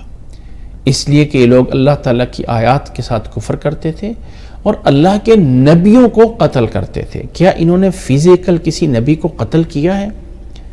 ایسا ہوا ہے کہ اللہ نے کسی نبی کو بھیجا اور اس نے قتل کیا ہو؟ واللہ عالم، جو راجع بات لگتی ہے کہ یہ ایک محاورہ ہے، اور راجع بات یہ ہے کہ عملاً کسی نبی کو وہ قتل نہیں کر سکیں، قتل کرنے کی کوشش کرتے رہے ہیں، لیکن کوشش کرنے میں کامیاب نہیں ہوتے رہے ہیں۔ اللہ تعالیٰ کے انبیاء کو عملاً جو ہے وہ قتل نہیں کیا گیا، کوشش ضرور ہوتی رہی ہے، اللہ تعالیٰ کے انبیاء کو قتل کرنے کی کوشش کرتے رہے۔ باقی رہا یہاں پہ یقتلون النبیین ہے، نبیوں کو قتل کرتے رہے، تو اس کے بارے میں ایک تفصیلاً میں نے ایک الگ سے درس میں بات کی ہوئی ہے، وہ انشاءاللہ تعالیٰ الگ سے آپ لوگوں کو جو ہے وہ بھیج دیا جائے گا۔ آگے اللہ تعالیٰ نے فرمایا ہے ان الذین آمنوا والذین ہادوا والنصارى والصابئین من آمن باللہ والیوم الآخر وعمل صالحا فلهم اجرهم عند ربهم ولا خوف علیہم ولا هم يحزنون۔ ان الذین آمنوا، جو لوگ ایمان لے آئے، اسی طرح جو لوگ یہودی ہوئے، اسی طرح جو لوگ نصارہ ہوئے، اسی طرح جو لوگ صابی ہوئے، بے دین ہوئے، من آمنا، جو کوئی بھی ایمان لایا اللہ پہ، یوم آخرت پہ، نیک اعمال کیے، ان کے لیے اجر ہے ان کے رب کے ہاں، اور ان پہ کوئی خوف اور کوئی غم نہیں ہے۔ اس آیت سے کیا مراد ہے؟ کیا یہ سارے لوگ برابر ہو گئے ہیں؟ مسلمان بھی، یہودی بھی، عیسائی بھی، اور جو دوسرے بے دین لوگ ہیں سارے برابر ہیں؟ نہیں، برابر نہیں ہے۔ یاد رکھ لیں کہ یہ آیت کا پیچھے ایک سیاق ہے، اور پیچھے سیاق ہے بنو اسرائیل کے برے کردار کے لوگ، ان کے اندر کچھ اچھے لوگ بھی تھے۔ اصل مقصد یہ ہے کہ ان اچھے لوگوں کو الگ کرنا ہے۔ اللہ تعالیٰ یہ بتانا چاہتا ہے کہ یہ یہودیوں پہ جن پہ لعنت ہوئی، جن پہ غضب ہوا، ان میں سے جو لوگ اچھے تھے ان پر کوئی غم اور خوف نہیں ہے۔ تو ان پہ کوئی غم اور خوف نہیں ہے، اس کو الگ کرنے کے لیے اللہ نے فرمایا جو لوگ ایمان لے آئے، یہ تو محمد صلی اللہ علیہ وسلم پہ ایمان لانے والے ہیں، محمد صلی اللہ علیہ وسلم پہ ایمان لانے والے، اور ان میں سے یہود و نصارہ اور صابین میں سب میں سے جو صحیح معنی میں اللہ پہ ایمان لایا، آخرت پہ ایمان لایا، نیک اعمال کرتے رہے، ان پر کوئی غم خوف نہیں ہوگا ان پہ۔ اسی طرح تم میں سے جو پہلے لوگ تھے جو اسی طرح پہ اپنے نبیوں پہ ایمان لائے اور نیک اعمال کرتے رہے، ان پر بھی کوئی غم اور خوف نہیں ہوگا۔ تو آیت کا مقصد وحدت ادیان نہیں ہے۔ کوئی انسان سمجھے کہ کوئی انسان یہودی رہ کر ایمان لے آئے اور نیک اعمال کرتا رہے، اور کوئی انسان عیسائی رہ کر نیک اعمال کرتا رہے اور آخرت پہ یقین رکھتا رہے، اور اگر کوئی انسان صابی بن کے، صابی ویسے کہتے ہیں بے دین ہونا، کسی دین سے کوئی تعلق نہیں ہے تو اس کو صابی کہا جاتا تھا۔ ویسے مجوس کو بھی اس دور میں ہی صابی کہا جاتا تھا، جو لوگ آگ کے پجاری تھے ان کو بھی صابی کہا جاتا تھا، کہ وہ لوگ جو اپنے دین پہ رہے اور ان پر کوئی غم اور خوف نہیں ہوگا۔ نہیں، آگے والا جملہ ساتھ لازمی ہے، من آمن باللہ والیوم الآخر، جو ایمان لایا اللہ پہ جس طرح کے ایمان لانا محمد صلی اللہ علیہ وسلم پہ لازم ہے۔ یاد رکھ لیں، قرآن مجید کی آیات کو ہمیشہ اللہ کے نبی صلی اللہ علیہ وسلم کی احادیث کے ساتھ اور دوسری آیات کے ساتھ ملا کے سمجھا جاتا ہے۔ صرف اس آیت کو پکڑ لینا اور باقی آیت جیسے آگے آیت آئے گی وَمَن يَبْتَغِ غَيْرَ الْإِسْلَامِ دِينًا فَلَن يُقْبَلَ مِنْهُ، جو اللہ کے دین کو چھوڑ کے کسی اور دین پہ چلنا چاہے گا وہ ہرگز اس سے قبول نہیں کیا جائے گا۔ جو اللہ کے دین کو چھوڑ کے کسی اور دین پہ چلنا چاہے گا وہ ہرگز اس سے قبول نہیں کیا جائے گا۔ وَمَن يَبْتَغِ غَيْرَ الْإِسْلَامِ دِينًا فَلَن يُقْبَلَ مِنْهُ، فَلَن يُقْبَلَ مِنْهُ۔ اس لیے یہ ذہن رکھ لیں کہ ایسا نہیں ہے اس آیت کا معنی کہ یہودی اپنے مذہب میں رہتا ہوا، ایمان پہ نیک اعمال کرتا ہوا جنت میں جائے گا، اور عیسائی اپنے مذہب پہ رہتا ہوا نیک اعمال کرتا ہوا جنت میں جائے گا۔ نہیں، اللہ کے نبی صلی اللہ علیہ وسلم نے فرمایا کہ اللہ کے نبی صلی اللہ علیہ وسلم کے آنے کے بعد اب کوئی یہودی اور کوئی عیسائی نہیں ہے، اب یا کافر ہیں یا مسلمان ہیں۔ آگے اللہ تعالیٰ نے فرمایا وَإِذْ أَخَذْنَا مِيثَاقَكُمْ وَرَفَعْنَا فَوْقَكُمُ الطُّورَ، اللہ تعالیٰ اپنی نعمتیں یاد دلاتے ہوئے فرما رہا ہے، فرمایا اسی طرح یاد کرو وَإِذْ أَخَذْنَا مِيثَاقَكُمْ، تم سے اللہ تعالیٰ نے وعدہ لیا تھا، اور وعدہ اس طرح لیا تھا کہ وَرَفَعْنَا فَوْقَكُمُ الطُّورَ، اللہ تعالیٰ نے تمہارے اوپر کوہ طور کو بلند کر دیا تھا۔ ایک دوسری جگہ پہ آتا ہے کَأَنَّهُ ذُلَّةٌ، کہ اللہ تعالیٰ نے ان کو بلایا تھا کوہ طور پہ کچھ لوگوں کو، اور اللہ تعالیٰ نے کوہ طور پہاڑ کو، کوہ کا معنی ہوتا ہے پہاڑ، کوہ طور یعنی طور کا پہاڑ، یہ ایک مصر کے قریب ایک پہاڑ پایا جاتا تھا جس کے قریب جا کے موسیٰ علیہ السلام اللہ تعالیٰ سے کلام کرتے تھے۔ طور اس کا نام طور تھا، تو اللہ تعالیٰ موسیٰ علیہ السلام کے ساتھ وہاں پہ کلام کیا کرتے تھے۔ اللہ کی مرضی ہے، اللہ تعالیٰ جہاں چاہے، جیسے چاہے، جس طرح چاہے، جو چاہے کر سکتا ہے۔ اب اللہ تعالیٰ وہاں پہ کیوں کلام کرتا تھا اللہ عالم، لیکن اس کو مقدس وادی کہا، مقدس وادی کہا گیا، وہ ایک مقدس جگہ تھی جہاں اللہ تعالیٰ موسیٰ علیہ السلام سے ہم کلام ہوتا تھا۔ تو بنی اسرائیل کے لوگوں کو وہاں لایا گیا، اللہ تعالیٰ نے پہاڑ کو اوپر کر کے وعدہ لیا کہ اللہ کے حکم کو پورا کرو گے وگرنہ تمہیں اس کو اوپر رکھ کے تمہیں کچل دیا جاتا ہے۔ سب نے وعدہ کیا، خذوا ما آتیناکم بقوۃ واذکروا ما فیہ لعلکم تتقون، اس میں جو کچھ ہے اسے یاد کرو تاکہ متقی بن جاؤ، پرہیز بن جاؤ۔ اتنا پختہ وعدہ کرنے کے بعد بھی یہ قوم کے لوگ کیسے ہوئے؟ ثم تولیتم من بعد ذلک فلولا فضل اللہ علیکم ورحمتہ لکنتم من الخاسرین، فرمایا اس کے بعد تم پھر گئے اس سب سے، فلولا فضل اللہ علیکم ورحمتہ، اگر اللہ تعالیٰ کا فضل اور رحمت تمہارے پہ نہ ہوتی لکنتم من الخاسرین، تو تم خسارہ پانے والے میں سے ہو جاتے، یعنی فوری تمہیں مار کے ختم کر دیا جاتا اور ڈائریکٹ جہنم میں ڈال دیا جاتا، لیکن اللہ تعالیٰ نے ایسا نہیں کیا تھا۔ پھر اللہ تعالیٰ نے فرمایا وَلَقَدْ عَلِمْتُمُ الَّذِينَ اعْتَدَوْا مِنْكُمْ فِي السَّبْتِ فَقُلْنَا لَهُمْ كُونُوا قِرَدَةً خَاسِئِينَ، اسی طرح تم جانتے ہو ان لوگوں کو بھی جنہوں نے ہفتے کے دن میں سیچرڈے والے دن زیادتی کی تھی، فَقُلْنَا لَهُمْ، اور ہم نے انہیں کہا تھا کہ ہو جاؤ، بن جاؤ ذلیل بندر، ہم نے انہیں ذلیل بندر جو ہے وہ بنا دیا تھا۔ یہ اشارہ ہے اس واقعے کی طرف جو تفصیلاً آگے آئے گا کہ اللہ تعالیٰ نے بنی اسرائیل کے لوگوں کو سیچرڈے والے دن، ہفتے والے دن جو ہے شکار کرنے سے منع فرمایا تھا۔ انہوں نے کیا کیا کہ جہاں سے پانی گزر رہا تھا نا، اس کے سائیڈ پہ ایک بڑے بڑے گڑھے کھود لیے کہ پانی آگے جانے کے بجائے یہاں پہ سٹور ہو جائے۔ تو ان سٹور پانی جو ہے آگے جانے کے بجائے وہاں پہ جو ہے رک جاتا تھا، اور ہفتے والے دن مچھلیاں بہت زیادہ آتی تھی۔ تو انہوں نے کہا کہ آج یہاں پہ ہم ہفتے والے دن شکار نہیں کرتے ہیں، پانی سارا یہاں جمع ہوتا رہے گا، اگلے دن یہاں سے پکڑ لیں گے۔ اللہ نے جب منع کیا تھا تو منع ہے۔ انسان کو یاد رکھ لیں، یہاں سے ایک بات سمجھنے کی ہے کہ انما الاعمال بالنیات، عمل کا دار و مدار نیت پہ ہے۔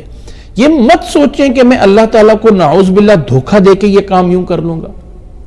انسان کہے کہ لو جی میں تو اس طرح منع ہے نا، لیکن میں اس کام کو یوں طریقے سے کر لوں اور ہیلا بہانے لگا کہ اسی کام کو صحیح کر دوں۔ تو اعمال، اللہ تعالیٰ نیتوں کو جاننے والا ہے، نیتوں کو جاننے والا ہے۔ ویسے ایک کہتے ہیں نا کہ کوئی چیز بتانی نہیں چاہیے کہ لوگ اس سے برا راستہ نکال لیتے ہیں، لیکن ویسے بتا رہا ہوں چیز کو سمجھنے کے لیے۔ ایک عورت کے پاس زیور موجود ہے جس پہ زکوٰۃ لگتی ہے، وہ سال پورا ہونے سے پہلے اپنا زیور جو ہے وہ اپنی کسی بیٹی کو گفٹ دے دیتی ہے کہ میں نے جو ہے تجھے گفٹ دے دیا اور میری طرف سے تجھے گفٹ ہو گیا، اس لیے میرے پہ سال پورا ہوا نہیں، اس لیے زکوٰۃ ہی نہیں ہوگی۔ اگلا سال پورا ہونے سے بیٹی جو ہے وہ ماں کو گفٹ دے دیتی ہے کہ یہ زیور میری طرف سے آپ کو گفٹ ہو گیا ہے، لہٰذا میرے پہ سال پورا نہیں ہوا، اس لیے میرے پہ زکوٰۃ نہیں ہوئی ہے۔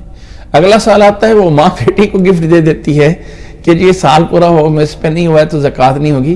اللہ جانتا ہے ہیلے کیا کر رہے ہیں۔ انما الاعمال بالنیات۔ انسان اگر کہنا کہ میں ہیلا سازی کر کے جو ہے وہ زکوٰۃ سے بچ جاؤں، تو اللہ جانتا ہے۔ وہ بنی اسرائیل کے لوگوں نے کہا کہ پانی کو ہم سٹور کر لیتے ہیں سائڈوں پہ گڑھے کھود کے، یہاں جو ہے وہ ساری مچھلیاں رہیں گی، اور آگے وہ سنڈے والے دن، اتوار والے دن جو ہے وہ ہم اس کو جو ہے وہ مچھلیاں نکال لیں گے، شکار کر لیں گے۔ اللہ نے لعنت کی، اور ایسی لعنت کی ایسے ہیلا سازی کرنے والوں پہ۔ فرمائے فَقُلْنَا لَهُمْ كُونُوا قِرَدَةً خَاسِئِينَ، اللہ نے انہیں ذلیل بندر بنا دیا۔ یہ بندروں کی نسل تب سے نہیں چلی، یہ پہلے سے چل رہی ہے۔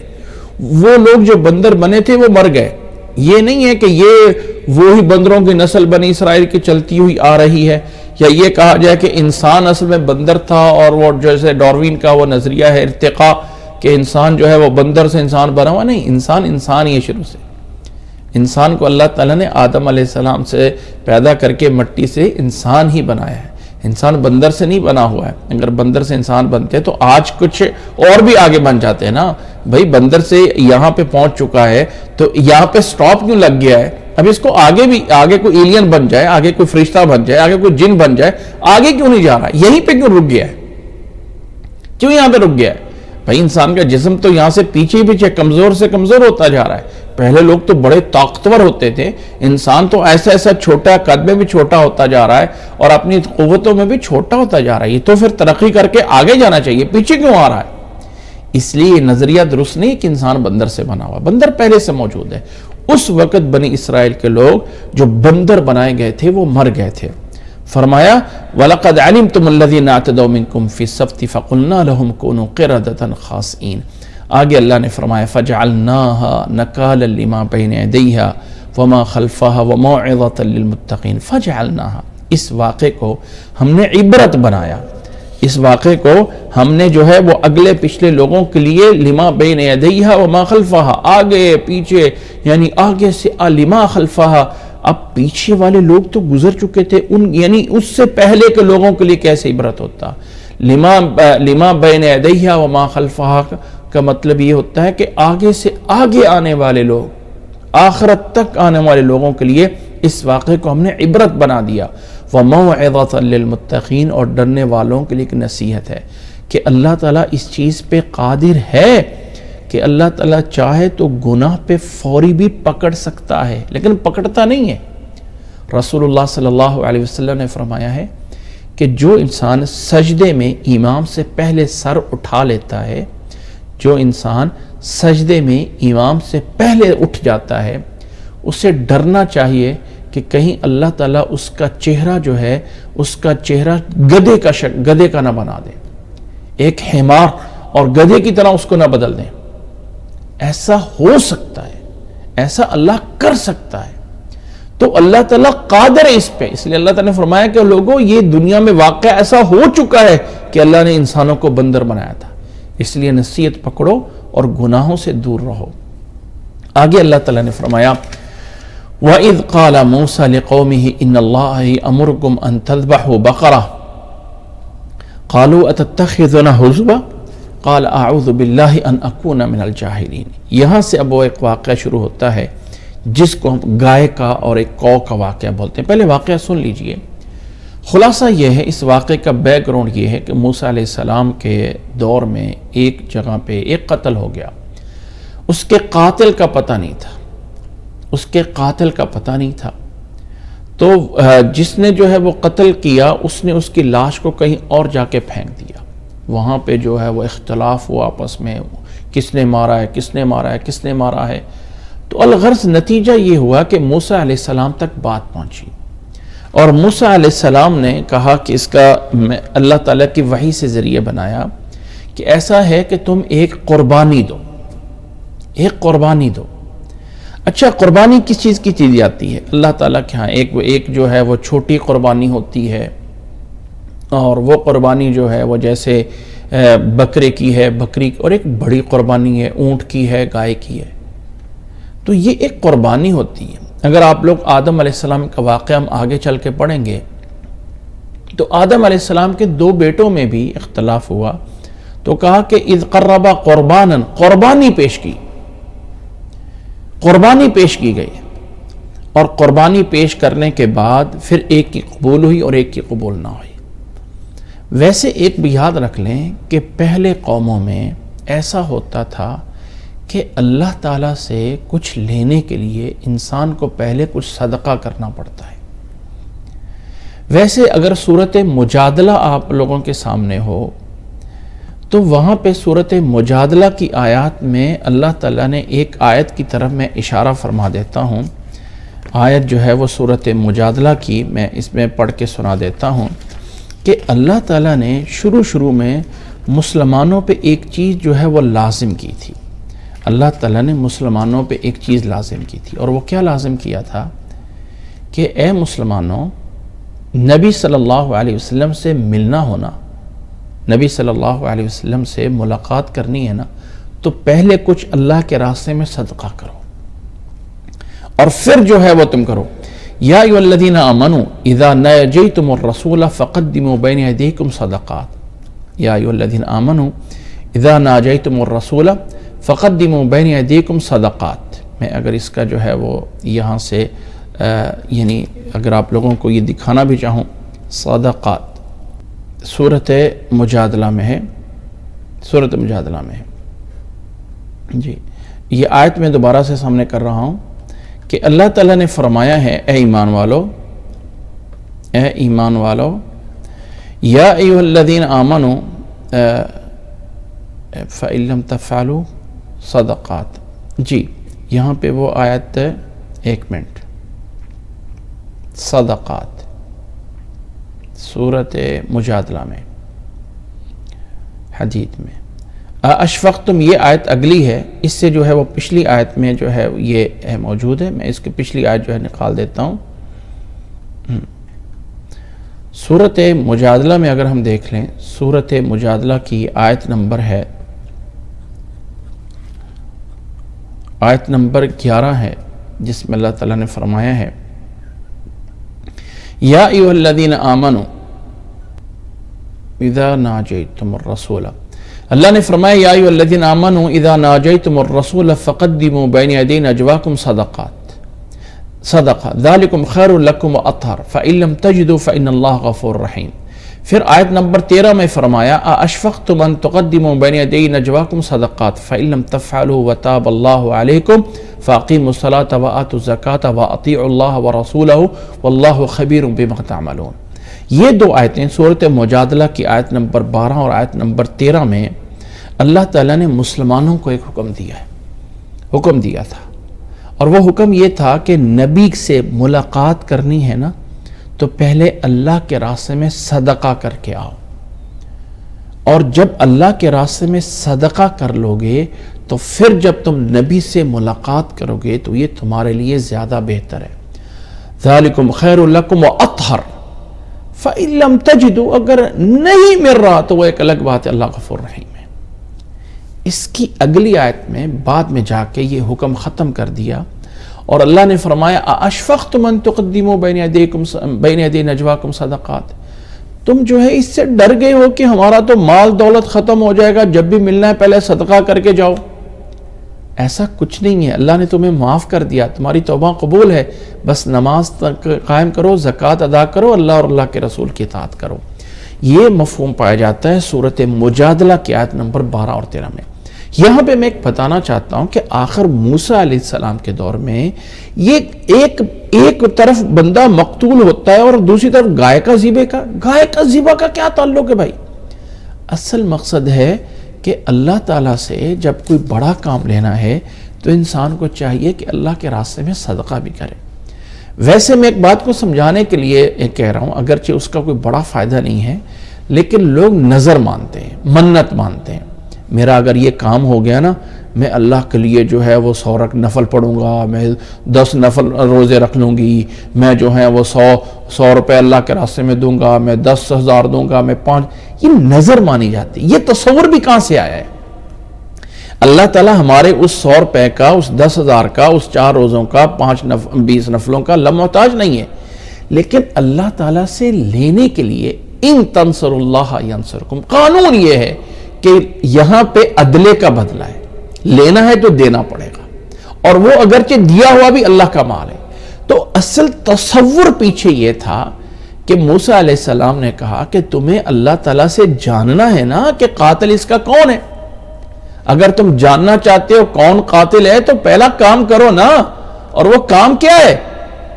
کام کیا ہے کہ اللہ کے راستے میں قربانی پیش کرو۔ قربانی کیا ہے جی؟ گائے ذبح کر دو۔ اور وہ کوئی گائے بھی لا کے ذبح کر سکتے تھے، یہ بات نوٹ کر لیں، کوئی گائے بھی لا کے ذبح کر سکتے تھے، یہ نہیں تھا۔ اچھا، دوسرا بھی اس کے ساتھ ایک مناسبت ہے، کچھ لوگ اس واقعے کو ایک اور طریقے سے بھی جوڑتے ہیں، ایک اور انداز سے بھی جوڑتے ہیں۔ دنیا میں کس جانور کی پوجا کی جاتی ہے؟ عموماً جو ہے وہ ہمارے پاک و ہند میں گاؤ ماتا کا بڑا نام لیا جاتا ہے، اور وہاں پر بھی گاؤ، وہی کاؤ اور وہی جو ہے وہ گائے، اور اسی کو مقدس سمجھا جاتا ہے۔ کیا اس میں ازل سے کوئی ایک لنک ہے؟ جب بنی اسرائیل نے اپنے لیے معبود بنایا تو انہوں نے بھی کیا چیز بنائی؟ کوئی بلی بنا لیتے، کوئی گھوڑا بنا لیتے، کوئی اونٹ بیچڑے کو معبود بنایا، وہی گائے کا بچہ بنایا۔ تو اس گائے کا کوئی خاص تعلق ہے الوہیت میں؟ یعنی کیا وجہ ہے کہ اس کو اس طرح جانا جاتا ہے؟ اصل میں یاد رکھ لیں کہ گائے ایک بڑی قیمتی چیز ہے اس بنیاد پہ کہ یہ دودھ دینے والا، اور وہ دودھ کو اللہ کی نعمت اور نور سمجھا جاتا تھا کہ یہ ہے چیز جو انسان کو ایک بہت بڑی طاقت دیتی ہے۔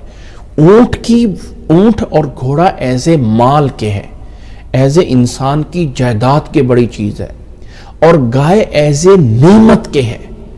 اس نعمت والی چیز کو کہ یہاں سے ہمیں کچھ ملتا ہے۔ اونٹ اور گھوڑا تو اپنی جگہ پہ بڑا ہے، ٹھیک ہے، اونٹنی بھی دودھ دیتی ہے، لیکن وہ دودھ نہیں ہے جتنا گائے دودھ دیتی ہے۔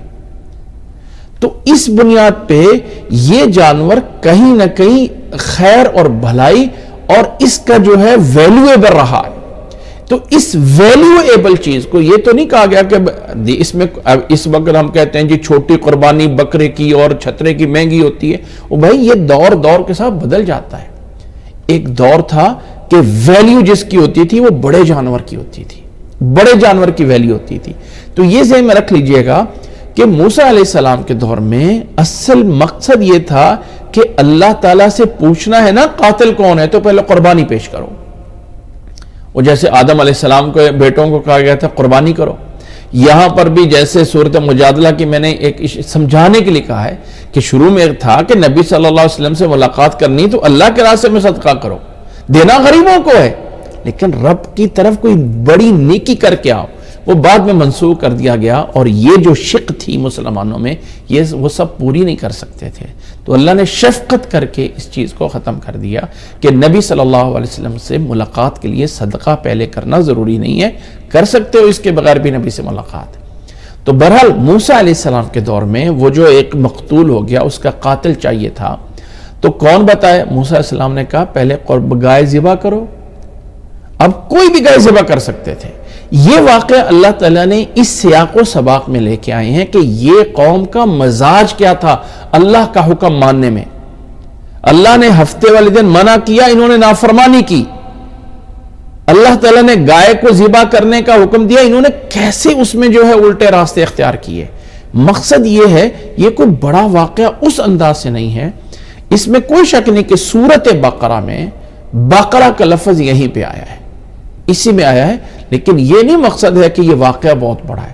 یہ اصل میں وہ ان کا مزاج اور یہ جرم بہت بڑا ہے کہ اللہ کا ایک حکم ہو اور انسان اس میں ہیلے بہانے کرے۔ یہ جرم بہت بڑا ہے، اور اس واقعے میں اسی چیز کو بیان کرنا ہے۔ لوگوں، جب اللہ کی طرف سے بات آ جائے نا تو اس کو ہیلے سازیوں میں نہ ٹالو، یہ نہ کرو، وہ نہ کرو، یہ نہ کرو، یہ کیسے ہو گیا، وہ کیسے ہو گیا۔ اکثر لوگوں کو جب بات بتائی جاتی ہے تو وہ اس میں بڑے بہانے نکالتے ہیں۔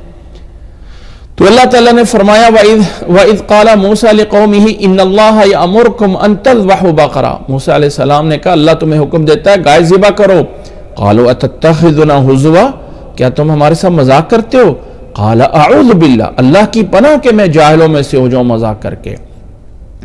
قَالُوا ادْعُ لَنَا رَبَّكَ يُبَيِّن لَنَا مَا هِيَ، کہتے ہیں اپنے رب سے دعا کریں کہ ہمارے لیے بیان کرے کہ وہ گائے کیسی ہونی چاہیے۔ قَالَ إِنَّهُ يَقُولُ إِنَّهَا بَقَرَةٌ لَا فَارِضٌ وَلَا بِكْرٌ، وہ فرمایا کہ وہ گائے ایسی ہونی چاہیے کہ لا فارض ولا بکر، وہ جو ہے یعنی نہ ہی وہ اس کی ماہیت کیسی ہونی چاہیے۔ فرمایا نہ ہی بوڑھی ہو اور نہ ہی جوان ہو، نہ ہی کوئی بوڑھی ہو اور نہ ہی کوئی بکر جوان ہو، عوان بین ذالک، درمیانی عمر کی ہو، ففعلوا ما تؤمرون، جو حکم ہے وہ پورا کرو۔ یہ کون سے سوالات کر رہے ہو؟ لیکن انہوں نے پھر کہا قالوا ادع لنا ربک یبین لنا ما لونها، رب سے بیان کرو، ہمارے لیے بیان کرے کہ اس کا رنگ کیا ہے۔ ما لونها قال انه يقول انها بقرة صفراء، فرمایا اللہ تعالیٰ کہتا ہے کہ وہ گائے زرد رنگ کی ہے، فاقع لونها، اس کا چمکتا ہوا ہوگا اس کا رنگ، تسر الناظرین، دیکھنے والوں کو بڑا کچھ اچھا لگے گا۔ پھر بھی کہتے ہیں قالوا ادع لنا ربک یبین لنا ما ہی، رب سے دعا کریں ہمارے لیے اور واضح ہو جائے۔ ان البقرۃ شابہ علینا، وہ گائے تو ہمارے اوپر جو ہے وہ مشتبہ ہو گئی ہے، خلط ملط سی ہو گئی ہے، وَإِنَّا إِن شَاءَ اللَّهُ لَمُعْتَدُونَ، ہم ان قریب وہاں پہ پہنچ جائیں گے اس گائے تک۔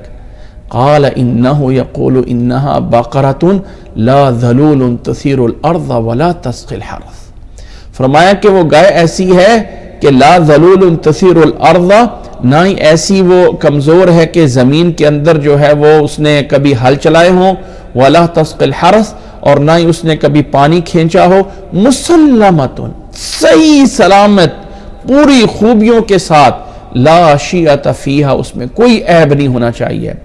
قالوا الآن جئت بالحق، کہتے ہیں اب صحیح بات کا پتہ چلا، اور بڑی مشکل سے ذبح کیا، فذبحوها وما كادوا يفعلون، قریب تھا کہ وہ اس کو نہ کرتے، یعنی جتنے انہوں نے بہانے کر لیے تھے، جتنے انہوں نے ہیلے کر لیے تھے، ایسا نہیں تھا کہ یہ کر دیں گے، ایسا نہیں تھا کہ اس کو کر دیں گے، لیکن بہرحال انہوں نے گائے ذبح کی۔ اور یہاں پہ اللہ نے مذمت کی، لوگوں ان لوگوں کی طرح ہیلے بہانے کرنے والے نہ بن جاؤ۔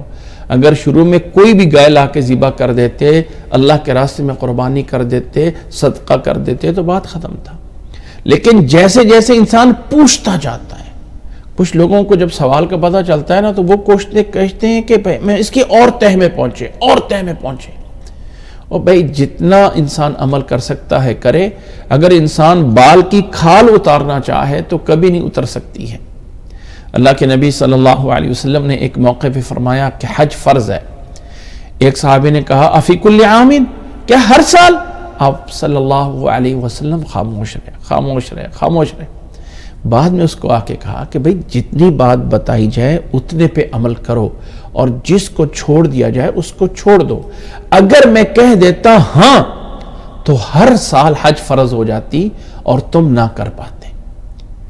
اس لیے انسان کو جس مسئلے کا پتہ چل جائے اب انسان اس کی تہ میں آگے سے آگے نکل جائے، یہ انسان اس کا مکلف نہیں ہے.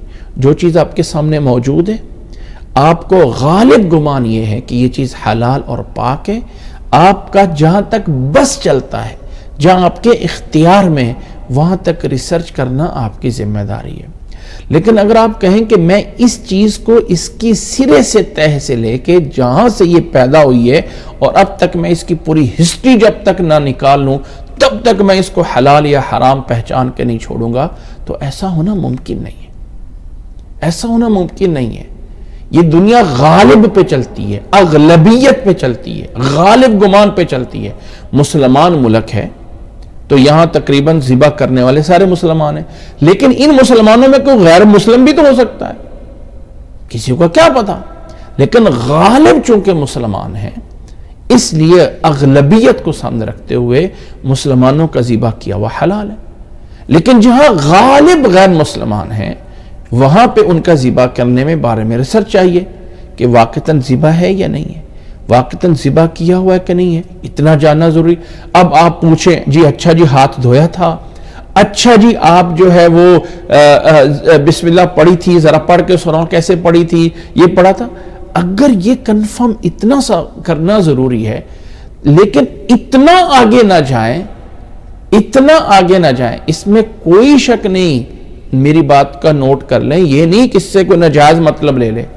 انسان کی ذمہ داری ہے کہ اس بارے میں ریسرچ کرے، لیکن انسان اتنا آگے پہنچ جائے. رسول اللہ صلی اللہ علیہ وسلم کے پاس آپ صلی اللہ علیہ وسلم سے کچھ لوگوں نے پوچھا کہ یہ نئے نئے آنے والے مسلمان جو ہیں بعض دفعہ چیزیں ذبح لا کی ہوئی دیتے ہیں، ہمیں نہیں پتا انہوں نے اس پہ اللہ کا نام لیا تھا کہ نہیں لیا تھا ذبح کرتے وقت. یہ تو نئے مسلمان ہیں، جو اس حدیث کا جو صحیح مفہوم ہے میں وہ بتا رہا ہوں. یہ جو ہے وہ نئے یعنی احداث و اسنان بے اسلام او کما قال علیہ الصلوۃ والسلام حدیث ہے. ہم لیتے ہیں، ہم کیا کریں؟ آپ صلی اللہ علیہ وسلم نے فرمایا کہ تم لینے والے بسم اللہ پڑھو اور اس کو کھا لو. یہاں پہ وہ کافر لوگ نہیں تھے.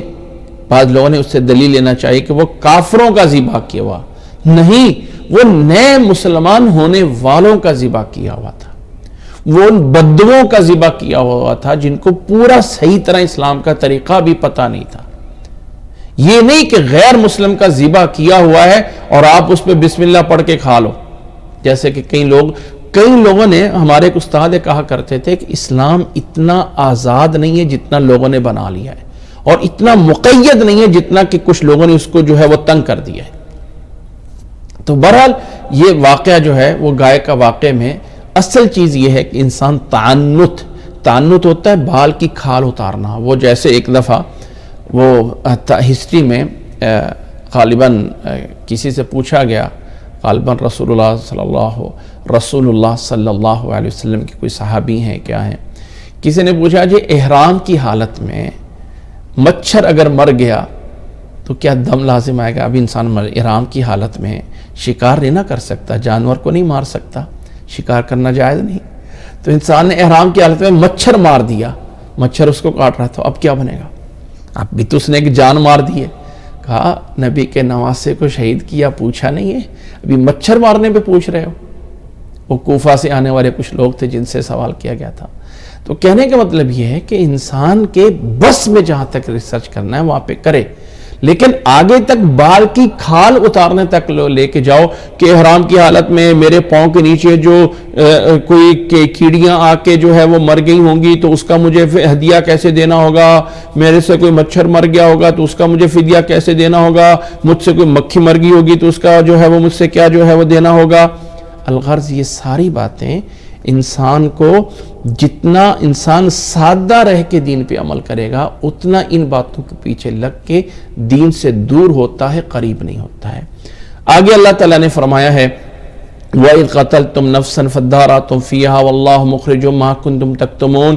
یہ اسی واقعے کی طرف اشارہ ہے. پہلے اللہ تعالیٰ نے ان کے گائے کے واقعے کو الگ سے ذکر کر دیا ہے، اب وہ اجمالاً اس کا واقعہ جو ہے بیان ہوا کہ یہ گائے کا واقعہ جو ذبح کرنے کا تھا یہ تھا کس بنیاد پہ؟ اللہ نے فرمایا یاد کرو جب تم نے آپس میں ایک جان کو قتل کیا تھا اور تمہیں اس میں اختلاف ہو گیا، واللہ مخرج ما کنتم تکتمون، اور اللہ تعالیٰ ظاہر کرنے والا ہے جو کچھ بھی تم پوشیدہ کرتے ہو۔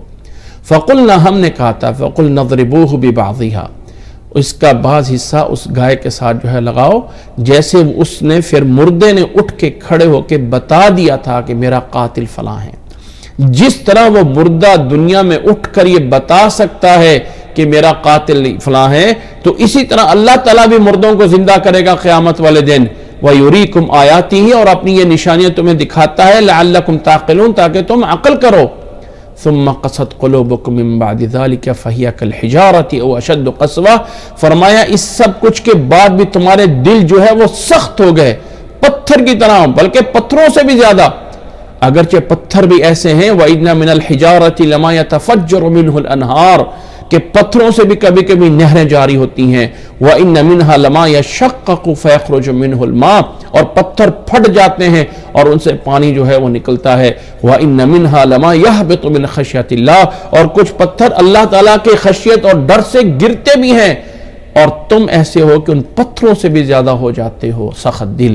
وَمَا اللَّهُ بِغَافِلٍ عَمَّا تَعْمَلُونَ، یاد رکھو اللہ تعالیٰ تمہارے اعمال سے غافل نہیں ہے، غافل نہیں ہے۔ پھر فرمایا اے مسلمانوں، اَفَتَطْمَعُونَ أَن يُؤْمِنُوا لَكُمْ، تم یہ لالچ کرتے ہو، امید رکھتے ہو کہ وہ تمہارے لیے تمہاری بات کو مان کے یہ مومن ہو جائیں گے، یہ یہود۔ وَقَدْ كَانَ فَرِيقٌ مِّنْهُمْ، ان میں سے ایک گروہ آ کے اللہ کا کلام سنتا ہے، ثُمَّ يُحَرِّفُونَهُ مِن بَعْدِ مَا عَقَلُوا، پھر سمجھنے کے بعد اس کو جو ہے وہ تحریف کرتا ہے، بدلتا ہے، وَهُمْ يَعْلَمُونَ، اور جانتے بھی ہیں۔ یہ یہود ایسے ہٹ دھرم ہیں کہ جاننے کے باوجود پتہ ہے کہ حق یہ ہے، لیکن پھر بھی کلام کو بدلتے ہیں۔ وَإِذَا لَقُوا الَّذِينَ آمَنُوا قَالُوا آمَنَّا، ایمان والوں سے ملتے ہیں کہتے ہیں ہم تمہاری طرح ایمان لاتے ہیں۔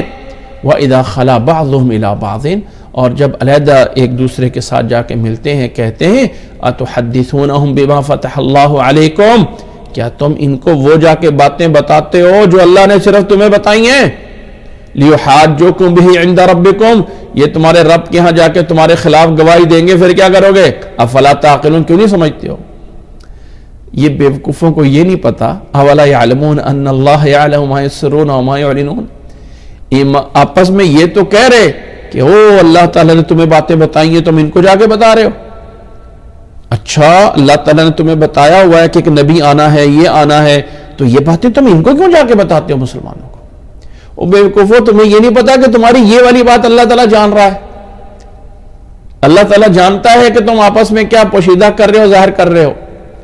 اور پھر فرمایا کہ کچھ ایسے لوگ ہیں ان میں وَمِنْهُمْ أُمِّيُّونَ لَا يَعْلَمُونَ الْكِتَابَ إِلَّا أَمَانِيًّا، کچھ ایسے ہیں ان میں امی ان پڑھ لوگ، لا يعلمون الکتاب الا امانیہ، وہ اب اس کتاب کو کچھ نہیں جانتے سوائے خواہشات کے، سوائے خواہشات، سوائے مطلب اپنے، وَإِنْهُمْ إِلَّا يَظُنُّونَ، اور سوائے اس کے کہ وہ صرف وہم و گمان کرتے ہیں۔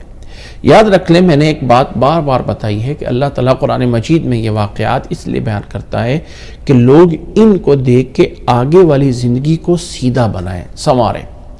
اور یہ والی جو بات کی ہے نا، یہ مسلمانوں میں بھی پائی جاتی ہے۔ کچھ ایسے ان پڑھ ہوتے ہیں، انہیں کوئی نہیں پتا قرآن مجید کیا کہتا ہے کیا نہیں کہتا، ان کو بس اپنا مطلب سے غرض ہے، میرا مطلب پورا ہو جائے، میری جو ہے وہ بات پوری ہو جائے، بات ختم۔ ان کو اس سے کوئی غرض نہیں ہے کہ قرآن مجید کیا کہتا ہے، نماز کا کیا حکم ہے، بس ان کا مطلب ہے کہ ہمارے کام پورے ہوتے رہیں، ہمارے، اور اپنی طرف سے مطلب بنا کے خواہشیں پوری کر کے نئے سے نئے مذہب بنا کے بیٹھے ہوتے ہیں، اور لوگ ان کے پیچھے لگے ہوتے ہیں۔ واہ جی فلانا بزرگ، فلانا پیر، فلانا ولی، فلاں وہ، نعوذ باللہ، اگر وہ برہنہ ہو کے بھی بیٹھے ہو، لوگ ان کے پیچھے لگے ہوتے ہیں۔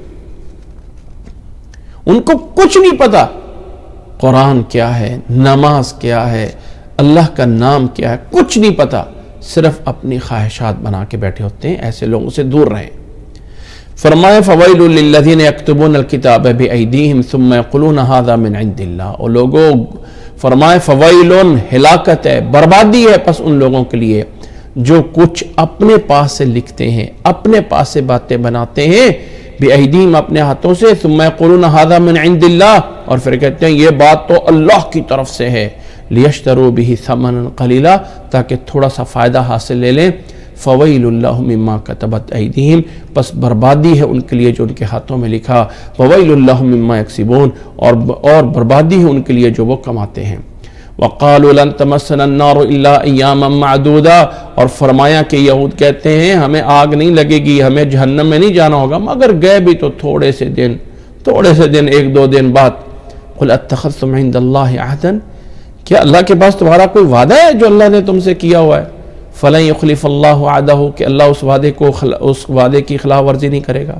کوئی ہے ایسا وعدہ ام تقولون علی اللہ ما لا تعلمون یا اپنے پاس سے ہی جو ہے وہ باتیں بنا کر جو ہے وہ اللہ کی طرف نسبت کر رہے ہو ایسا کچھ نہیں ہے قانون یہ ہے بلا من کسب سیئۃ واحاطت به خطیئته جس نے کوئی برائیاں کی گناہ کیے اور گناہوں میں گھرا رہا لگا رہا گناہوں میں توبہ نہیں کی ہے فاولئک اصحاب النار یہ جہنم والے ہیں ہم فیہا خالدون وہ اس میں ہمیشہ رہیں گے ہاں جو ایمان لے آئے والذین آمنوا وعملوا الصالحات جو لوگ ایمان لے آئے اور نیک اعمال کرتے رہے اولئک اصحاب الجنہ وہ جنت والے ہیں ہم فیہا خالدون وہ اس میں ہمیشہ رہیں گے اور فرمایا اے بنی اسرائیل کے لوگوں یاد کرو اللہ نے تمہیں احکام کیا دیے تھے حکم کیا دیا تھا فرمایا وَإِذْ أَخَذْنَا مِيثَاقَ بَنِي إِسْرَائِيلَ یاد کرو جب ہم نے بنی اسرائیل سے وعدہ لیا تھا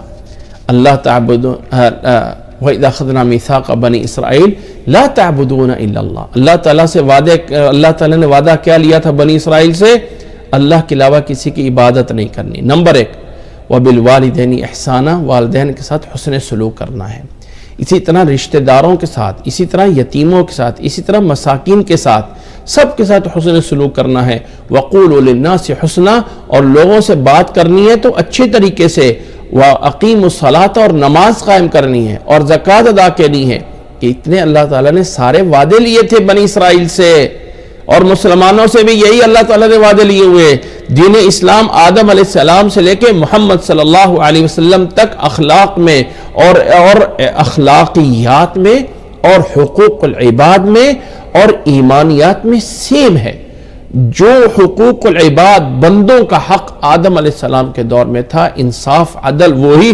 محمد صلی اللہ علیہ وسلم کے دین میں ہے جو اللہ کی توحید وحدہ لا شریک تنہا آدم علیہ السلام سے لے کے حضرت نوح علیہ السلام ابراہیم علیہ السلام موسیٰ علیہ السلام عیسیٰ علیہ السلام محمد صلی اللہ علیہ وسلم کے دور تک یہ کوئی چیز نہیں بدلی ہاں عملی طور پہ وضو کیسے کرنا ہے طہارت کیسے کرنی ہے نماز کتنی رکعت پڑھنی ہے زکوٰۃ کتنی دینی ہے روزہ کیسے رکھنا ہے وہ چیزیں بدلتی رہی ہیں لیکن اخلاق کسی کے ساتھ حسن سلوک وَقُولُوا لِلنَّاسِ حُسْنًا والدین کی خدمت غریبوں کی خدمت یتیم مساکین کے کام آنا یہ سارے احکامات وہی چلتے ہوئے آ رہے ہیں اللہ نے یہ سب تمہیں بھی حکم دیا تھا لیکن ثُمَّ تَوَلَّيْتُمْ إِلَّا قَلِيلًا مِّنكُمْ بہت تھوڑے ہیں جو تم میں سے رہے باقی سارے پھر گئے وَأَنْتُمْ مُعْرِضُونَ اور تم اعراض کر رہے ہو اسی طرح اللہ نے فرمایا یاد کرو ایک اور بات کو بھی وَإِذْ أَخَذْنَا مِيثَاقَكُمْ لَا تَسْفِكُونَ دِمَاءَكُمْ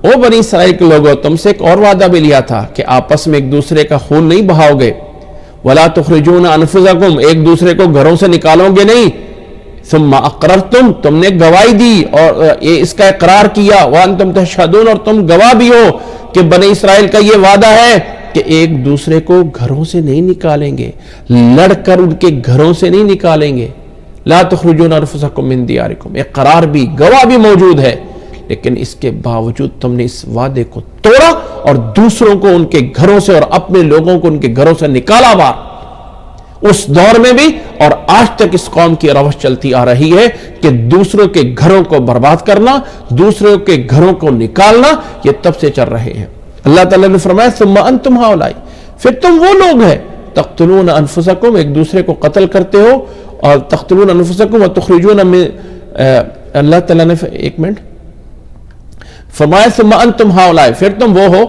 تقتلون انفسکم اپنے آپ کو یعنی آپ ایک دوسرے کو قتل کرتے ہو وتخرجون فریقا منکم من دیارہم اور اپنے میں سے ایک گروہ کو گھروں سے نکالتے ہو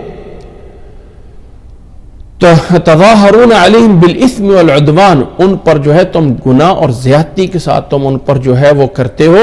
وَإِن يَأْتُوكُمْ أُسَارَىٰ، پھر جب وہ قیدی بن جاتے ہیں تو تم ان کا جو فدیہ دیتے ہو، حالانکہ تمہارے لیے ان سے قتال کرنا ہی حرام تھا، ان کا نکالنا ہی حرام تھا. أَفَتُؤْمِنُونَ بِبَعْضِ الْكِتَابِ وَتَكْفُرُونَ بِبَعْضٍ، لوگوں کتاب کے بعض حصے پہ ایمان لاتے اور بعض کا کفر کرتے ہو. فما جزاء من يفعل ذلك منکم، جو لوگ ایسا کرتے ہیں ان کی سزا کیا ہونی چاہیے؟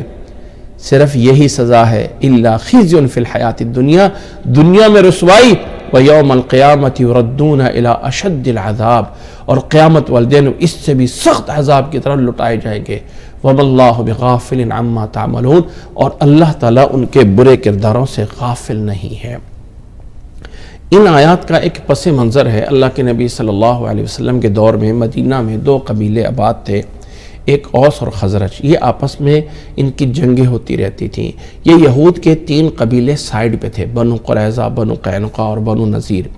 یہ آدھے لوگ ان کے ساتھ ہو جاتے اور یہودی، اور آدھے دوسروں کے ساتھ ہو جاتے. آپس میں ان کے ساتھ مل کر جنگ کرتے، ایک دوسرے کو قتل کرتے، اور جب قیدی بن جاتے تو پھر یہ سارے یہودی اکٹھے ہو کے چھڑانے کے لیے آ جاتے.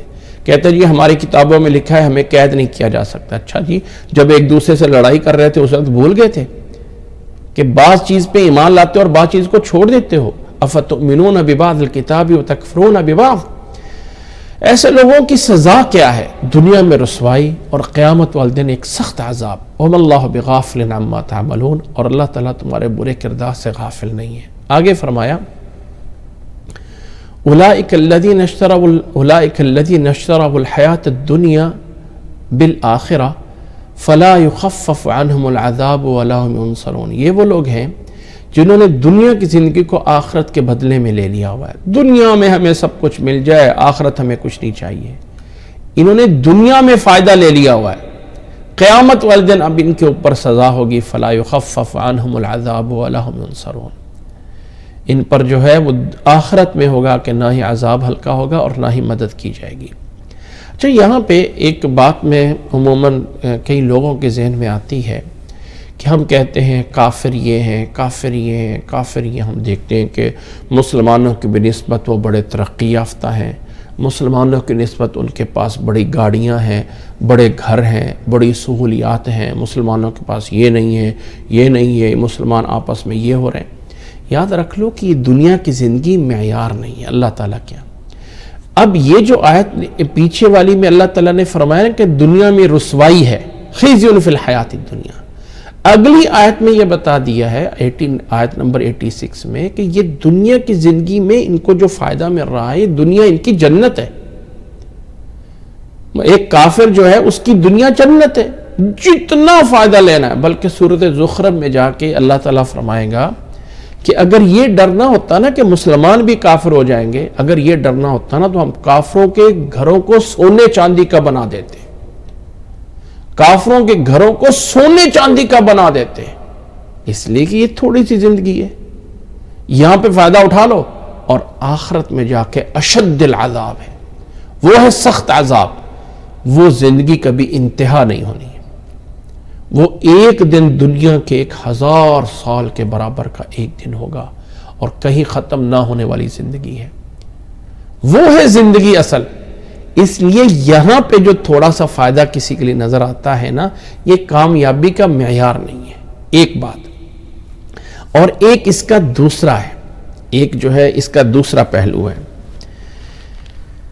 عذاب کس چیز کا نام ہے؟ عذاب آیا صرف اسی چیز کا نام نہیں ہے کہ ایک انسان کے پاس گاڑی نہیں ہے، ایک انسان کے پاس گھر نہیں ہے، ایک انسان کے پاس بجلی نہیں ہے، ایک انسان کے پاس پیسہ نہیں. انسان وہ بھی بڑے عذاب میں ہو سکتا ہے جس کے پاس گھر بھی ہے، گاڑی بھی ہے، اس کے پاس سب کچھ ہے، ساری سہولیات ہیں، لیکن وہ اطمینان اور سکون نہیں ہے. اللہ کی قسم، جو لوگ اللہ کے قرآن اور نبی کی حدیث پہ چلنے والوں کو جو دلی طور پہ اللہ کی طرف سے وہ راحت اور سکون ملتا ہے نا، یہ اللہ کے کسی نافرمان کو نہیں مل سکتا. چاہے وہ جتنی مرضی گولیاں کھا لے، جتنی مرضی شرابیں پی لے، جتنی مرضی لذت کا سامان اپنا لے، وہ جو اللہ کے آگے سجدے میں جا کے سبحان ربی الاعلی میں جا کے وہ جو دماغ کی رگیں کھلتی ہیں اور وہ جو انسان کے اندر رب کی طرف سے رحمت کا احساس ہوتا ہے، وہ کسی اور چیز میں نہیں ہو سکتا ہے۔ اسی چیز کو اگر زندگی میں اپنا کے دیکھ لیں تو یہ مت سمجھیں کہ یہ جو ہے یہاں پہ تو سارے لوگ ذلیل ہو رہے ہیں اور اللہ کے نافرمان جہاں کہیں بھی ہوتے ہیں وہ بڑی نعمتوں میں ہوتے ہیں۔ وہ اللہ کے نافرمان جو ہمیں بظاہر نعمتوں میں نظر آ رہے ہوتے ہیں، ان کی پرسنل زندگی میں اکثر دیکھا گیا ہے، کہ وہ اپنے آپ کو قتل کرنے پہ اور خودکشی کرنے کے لیے بھی موقع ان کے پاس نہیں ہوتا ہے، جتنی وہ ٹینشن اور مصیبتوں میں ہوتے ہیں۔ اس لیے ظاہر جو نظر آتا ہوتا ہے یہ لازمی نہیں ہوتا کہ حقیقت کے اندر بھی یہی ہو۔ بہرحال یہ بات جلدی سے پوری کرتے ہیں۔ آگے اللہ تعالیٰ نے فرمایا وَلَقَدْ آتِينَا مُوسَى الْكِتَابَ وَلَقَدْ آتِينَا مُوسَى الْكِتَابَ وَقَفَّيْنَا مِن بَعْدِهِ بِالرُّسُلِ وَآتَيْنَا عِيسَى ابْنَ مَرْيَمَ الْبَيِّنَاتِ وَأَيَّدْنَاهُ بِرُوحِ الْقُدُسِ أَفَكُلَّمَا جَاءَكُمْ رَسُولٌ بِمَا لَا تَهْوَىٰ أَنفُسُكُمُ اسْتَكْبَرْتُمْ فَفَرِيقٌ كَذَّبْتُمْ وَفَرِيقًا تَقْتُلُونَ۔ انشاءاللہ تعالیٰ اس آیت سے آیت نمبر 87 سے انشاءاللہ تعالیٰ ہم آئندہ کلاس میں جو ہے وہ پڑھیں گے۔ آج ہم یہیں پہ اکتفا کرتے ہیں۔ اللہ سے دعا ہے کہ جو کچھ ہم نے پڑھا ہے اللہ تعالیٰ ہمیں اسے صحیح طرح سمجھنے کی اور اللہ تعالیٰ ہمیں اس پہ صحیح طرح جو ہے وہ عمل کرنے کی توفیق عطا فرمائے۔ اگرچہ بات تھوڑی سی لمبی ہو جاتی ہے لیکن اصل مقصد جو ہے وہ ان چیزوں کو سمجھ کے عمل کرنا ہے۔ صرف محض ترجمہ ترجمہ نہیں پڑھنا ہے، اس ترجمے کے پیچھے جو اللہ کا پیغام ہے میرے اور آپ کے لیے اس کو سمجھنا ضروری ہے۔ صرف اور صرف انسان کہنا کہ میں لفظی ترجمہ قرآن مجید کا پورا کر لوں تو کافی ہے نہیں ہے۔ اصل چیز ہے کہ اللہ تعالیٰ مجھے اور آپ کو ان چیزوں میں کیا سمجھانا چاہتا ہے، وہ چیزیں سمجھنا ضروری ہے۔ اس لیے جو ہے وہ تھوڑا سا ٹائم لگتا ہے اور انشاءاللہ تعالیٰ ہم آہستہ آہستہ اپنی منزل کی طرف جو ہے وہ بڑھ رہے ہیں اور آہستہ آہستہ انشاءاللہ تعالیٰ ہم اس قرآن مجید کو زیادہ سے زیادہ پڑھنے کی کوشش کریں گے انشاءاللہ تعالیٰ۔ اس پڑھنے کے دوران میری کوشش یہ ہوگی کہ جو واقعہ یا جو بات پیچھے ایک دفعہ گزر چکی ہے آئندہ سے اس کو میں زیادہ دفعہ نہیں دہراؤں گا تاکہ جو ہم قرآن مجید کو اس عرصے میں پورا کر سکے۔ اللہ مجھے اور آپ کو ان تمام باتوں کو سمجھنے کی اور عمل کرنے کی توفیق عطا فرمائے۔ جزاکم اللہ احسن الجزاء وآخر دعوانا ان الحمد للہ رب العالمین۔